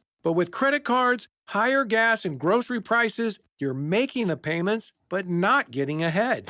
This is James Hawkins, president of Golden Oak Lending. Golden Oak can help you refinance, consolidate bills, and free up monthly cash flow. Call today for a free mortgage checkup. There's never a charge to talk with us. Golden Oak Landing cured my blues. NMLS 114937. Call 913-890-GOLD. Fan Cash Fridays are here. Listen every Friday for your chance to win $100 in Fan Cash from Fanatics Sportsbook. Use Fan Cash to unlock unlimited profit boosts, exclusive merch, collectibles, and more. No purchase necessary. Must be 21 plus. See full rules on 96.5 The Fan contest page. Back to savings at O'Reilly Auto Parts. Get a free MicroGuard Select oil filter when you buy 5 quarts of Syntec full synthetic motor oil. Limits apply. O'Reilly Auto Parts. Wish your life came with a warning app? That dog does not want to be petted. Well, life doesn't always give you time to change the outcome, but prediabetes does. Take the 1-minute test today at doihaveprediabetes.org. Brought to you by the Ad Council and its prediabetes awareness partners.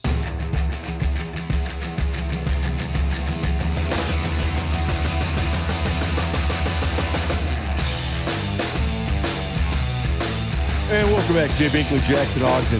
From the text line, someone's asking about can we see a Jody Fortson experiment with Caldwell going to tight end. Caldwell's an interesting guy. You know, he had a late growth spurt, right? Between his junior and senior year in high school, he went from 5'8" to 6'5". That is insanity. To go 5'8" to 6'5". Like, have you ever heard of Anthony Davis's growth spurt? Yeah, he had a big one too. Right before he went to Kentucky, they were recruiting him as a guard, and then he grew so much he was a center by the time he got there. But 5'8" to 6'5", dude, in the NFL, I mean, that's a big one. that is. Then the Chiefs. I really thought we'd hear more of him at camp. I thought he might be that Justin Ross type hype we'd get from him. Mm-hmm. Wasn't going to make the roster or make the practice squad and see what you can get. But the Chiefs finally put a little snippet out, a little video. Hey, some Jeff Caldwell getting up in the air action on Twitter. They put that out there. Yeah, I think he did something. I think going into camp, me, you, and Chris were kind of like, this is going to be the camp darling. We did not see it being Cyrus Allen, but, math, unfortunately, is not looking great towards Caldwell making the roster. But, hey, he'll get a chance on Saturday. Go out there, show some stuff. Maybe it's not the Chiefs. Maybe it's another team that picks him up. He's got the physical skill set to play. I'm curious what they're going to do with these running backs, like the Jay Knotts and Emmitt Smith's kid and Yeah. stuff like this, because we talk about the 4 on the roster. There's still at least 2 that should be on an NFL roster. I haven't heard much about Jay Knott and anything. Again, you're not hearing much about these guys until preseason because you're going to see a ton of the Jay Knotts and company in preseason. Yeah, that's one of the big things on Saturday I'm looking forward to is just watching some of these roster bubble guys or even watching some of the guys like a Jay Knott that, probably most likely are not going to make the roster, but seeing what they've got, seeing if they got a little juice and E.J. Smith, guys they come back to the practice squad and then, you need them later in the season or you need them later down the line, they come back. So I'm excited. I know you got to be a real football sicko to want to watch 4th or 5th stringers like we are, but I'm excited for it. I love it. There's value in watching the whole Chiefs games in the preseason. I love it. It's not for everybody, but sometimes it's a lot of fun. I'm enjoying preseason because see a lot of these draft prospects you like and see them doing things. Like we spend so much time. Like Will Lee, the corner from Carolina, Right. the blanket, that's his nickname, the blanket, seeing him do his deal. It's kind of fun. We spend so much time from the summer all the way up until the draft watching these guys. So then when it comes to the preseason and people are like, who are these guys? We've been watching these guys for over a year now. Like we know who these guys are and we've studied their tape and watched them a lot. So it's a lot of fun for us. And I'm sure that some of you out there also follow along and love it as well. So it's just good to see these guys out there and it's going to be fun to watch some of them battle it out for roster positions. It always is. Well, you like to draft a lot like I do, of course. You came on our show Character Concerns this week as we discussed the wide receivers and running backs. Now, the running backs aren't going to be an issue for the Chiefs, but we look at all the different positions anyway. And quarterbacks clearly not going to be part of it. But I will say the tight end episode, you got to come back for that one. You got to come back for the tight end episode because that will be important for the Kansas City Chiefs. Hey, speaking of tight ends, see some Brenningstool this weekend. Yeah. So get to see Jared Wiley. You get to see him. Jared Watson. Yeah. You get to see some of those other guys. Yeah, I get to see some Jared Wiley. He of TCU Magic. Mm-hmm. Yeah. So I remember he brought Sonny Dykes on right after they drafted him, and he talked about what a cerebral player he was because he was a red zone threat at TCU his last year. Like he dominated in the red zone. What position?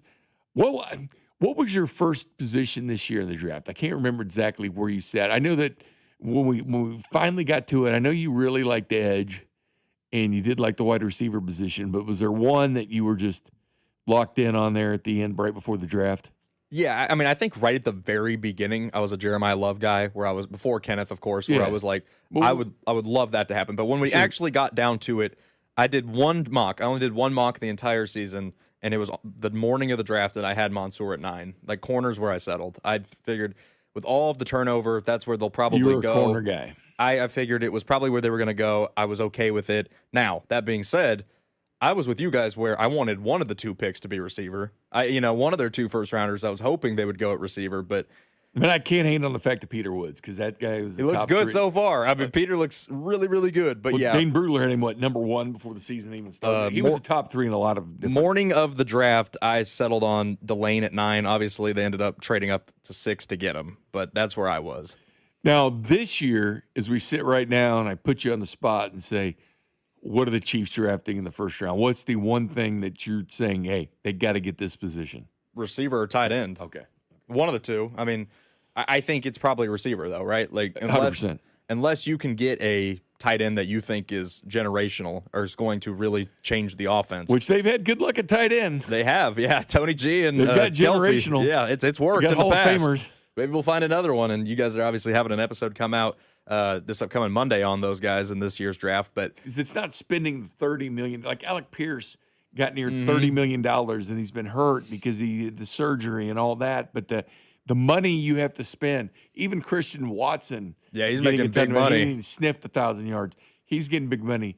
Everybody's getting these contracts. I don't think the Chiefs want to pay that tax. Right. And they put themselves in the situation where they need wide receiver help. I know it's kind of viewed as a little bit of sacrilegious to take the same position back-to-back years in the first round, but I was kind of hoping, and I think you were too. I hadn't started working here yet, but the year they took Josh Simmons, which I have no problem with Josh Simmons at all. I think he'll be a good left tackle. I wish they would have taken Burden at 32, man. Like that was just Luther Burden falling out of the first round made no sense to me. He's hurt, but I think that's who Chris and I were banging the drum for that night. I was. NFL teams was more than Chris. NFL teams overthought Luther Burden so badly, and they just let him. Same thing with Cooper DeJean the year before. There's a guy every year where the NFL is just for some reason lets a really good player slide, and yeah. So I think obviously now being a couple years removed from taking Worthy in the first round and Rice in the second round. Yeah, next year, with how good the position looks, I think the Chiefs, as we sit here today in August, come next April, they should go receiver in round 1. Because my biggest thing the whole time was, okay, that's fine. I mean, there's some great players. There's some, Ruben Bay and all these guys are going to be fine players. But who is Mahomes going to throw to? Like, yeah, there's guys to throw to, but who's going to make a difference when you throw to them? Who is going to be that elite guy? Who is going to be his connection going forward? Now, I thought there could be a chance Rice could be that way. I'll never forget when Rice came off that suspension, that chemistry with Mahomes was off the chart. Like his first 5 games, he was back. He's a fantasy football player number 2 at that point. It was unreal. Like, all right, there's his guy. The back shoulder fades, things like that. That's chemistry when you have that stuff with Rice. But it didn't get to that point. But this year, I mean, it's through the draft. It's where you get elite talent, a wide receiver. You're not spending elite money. Now, obviously, Jeremiah Smith, you hope to hell the Chiefs aren't in any position to draft Jeremiah Smith. Obviously, I would love Jeremiah Smith. But unless you're trading up or you are really, really bad, you're not getting him. I mean, we all hope the Chiefs are, we hope they're drafting 32nd. But, even if a good year and they're sitting there, 26 to 32, you're not getting Jeremiah Smith. But it's loaded. This loaded class. I mean, Cam Coleman at Texas. Texas is loaded at wide receiver. Cam Coleman, Ryan Wingo.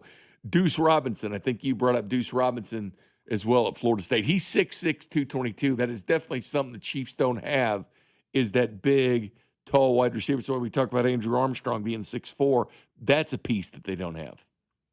You liked Coleman Williams too, Ryan. I do like Ryan Coleman Williams. I need to see him get back to that freshman year version of himself, but I do really like what I saw from him. He fits 4.28 speed. I mean, he's a burner, and he's really.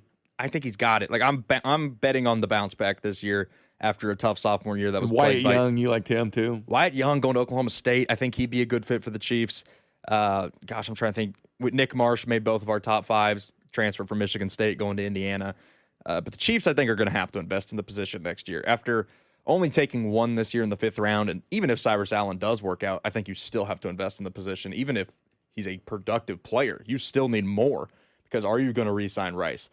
Do you really view Thornton as a long-term solution? Is Royals ever going to play? There's so many question marks at receiver for the Chiefs. To me, they should have done it this year. The fact that they didn't means that they have to next year. I'm curious. Charlie Becker's my number 1 guy.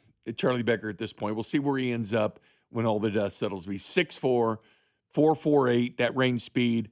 How many drops did he have last year, Jackson? I'm holding up a 0. He had 0 drops last year across the whole season. And really, with a team with several wide receivers drafted in the NFL, I thought he was the best of the bunch, to be honest with you. I think he's going to be something to watch in Indiana. He's 6'4". I love that. That's the size, the speed, the non-drops. He can beat man coverage, can do a lot of different things. So I'm getting excited about it now. But, man, I hope they go wide receiver this year. This might be the year to do it. Oh, interesting.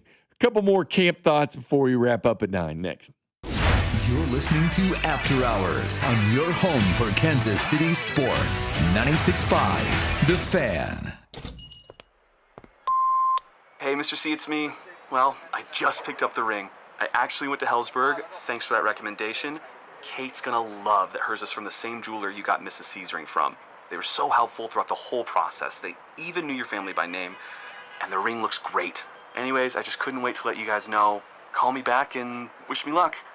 Hellsberg, designed with care and craft since 1915. Shop in store or at Hellsberg.com. Men, if your energy is down, your workouts aren't producing results, you're gaining stubborn weight, losing muscle, sleeping poorly, or just not feeling like yourself anymore, it may be more than just aging. This is Jeff for Heartland Men's Health. Our low T and body composition treatments are designed to help men regain energy, improve focus, sleep better, build lean muscle, reduce unwanted fat, and restore confidence both in and out of the gym. At Heartland Men's Health, we specialize in helping men optimize their health, performance, and vitality. Using personalized medical treatments tailored to your health and goals, many men begin noticing improvements in energy, mental clarity, recovery, motivation, libido, and overall body composition within just a few weeks. Your initial visit is just $99 and includes blood work, PSA and T-test, and a medical consult. And if you start on treatment the day of your appointment, your visit is free. Call 844-447-6600 or go to heartlandmenshealth.com. We have 3 offices: Overland Park, Independence, and North Kansas City. Future therapies are compounded and have not been evaluated nor approved by the FDA. Provider prescription required. See website for details. Hey, it's Dusty Likens, and you know baseball's back. BetMGM, the official partner of Major League Baseball, is bringing the high heat all season long. All season long, you can log into the BetMGM app and receive top-tier promos that put you in the batter's box and up the excitement for America's pastime. Step up to the plate all season with Swing for the Fences, the free-to-play game where every swing could score you rewards. We're talking parlay boost tokens, odds boost tokens, same-game parlay boosts, and even bonus spins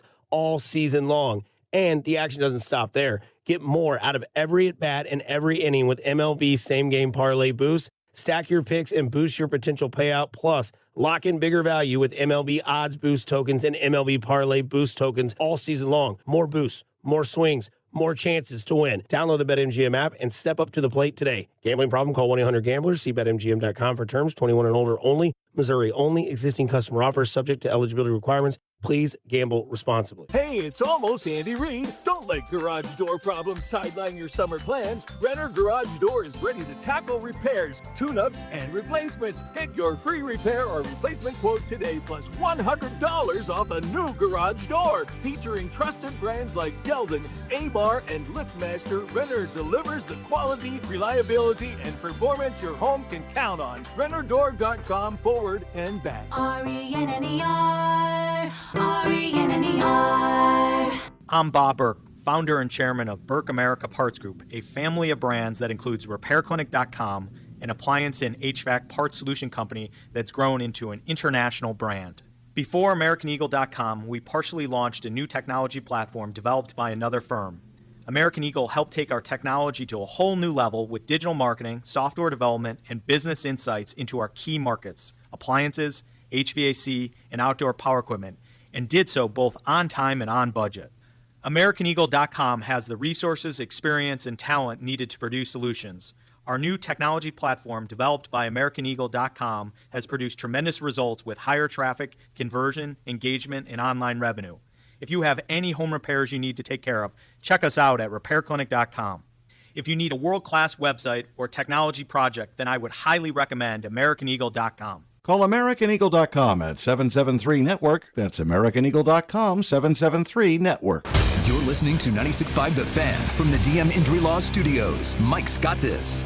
Car, truck, or motorcycle wreck? Remember, Mike's got this. 816-888-7500. Mike's got this. Welcome back after hours. Jay Binkley, Jackson Ogden with you. Fun show tonight, Jackson. I had a lot of fun. Me too, brother. Me too. I'm getting ready for football season, man. We don't have to talk about the Royals anymore. I'm looking forward. You mean Jalen Royals? We will talk about for the next few weeks. But the Kansas City Royals, we don't have to subject ourselves to that pain anymore once football gets started. You know, I have really enjoyed this last week at the Dodgers. I mean, they were just right there. I mean, you know, you get the team. Dodgers are struggling. Lost 8 of 9 going that series with the Royals, and you know, you look at that payroll, look at that lineup, MVP after MVP, and you look at that lineup. Then the Royals faced back-to-back lefties that had multiple Cy Youngs each the first 2 games of the series, but yet there they were, you know, hanging in there until the very end when their bullpen blows it. But they were hanging right in there. But I'm not going to lie, I do enjoy West Coast baseball. I do too. Because I like the late games. Yeah, I like being those midnight finishes, man. It's, you know, when we're working these late nights and we don't have to come back early in the morning, watching the late night games is a lot of fun. Now tonight it's fine too because we got NFL preseason football on right now, so that would obviously be taking our attention at this point. We got an NFL Network will probably show all these again. Yeah, So they you're probably gonna will. see- They'll It'll be probably on all repeat night them. probably. You can go find them on YouTube or whatever if you don't get to catch them live. So, What do you think when they go to the 18th game? Because they will go to the 18th game. for sure. What do you think they're going to do with preseason? Do you think they're going to keep at least two, and then make it mandatory to have a inter-squad scrimmage? Because again, I said there's 4 teams that don't do joint practices with another team, and the Chiefs are one of them. Yeah, I don't know if they're going to make everybody do the joint practices, but I do think that they're going to cut the preseason down to 2 games, and they're going to give every team 2 bye weeks during the regular season. Oh, yeah, they love that. That'll just open that TV window wide open, right? We'll get more games on TV. I love it. You done fantasy football yet? Not yet. I'm in a dynasty league that we keep our players, so that's year-round. But my redraft league, where we're drafting all new players, we're waiting right up until the start of the season for injuries and whatnot. Yeah, I always wait till preseason's done for drafts. You just don't do it till then. You just don't. I know Too many injuries. I'll Too tell many. you the funniest one. Andrew Luck retiring in the preseason. That hurt. That hurt. Anyway, thanks to Jackson Ogden producing the operation. Thanks to Gene Battaglia from Western New York talking in. And thanks to Ron Kopp, editor-in-chief, Arrowhead Pride, for joining us. Good night, everybody.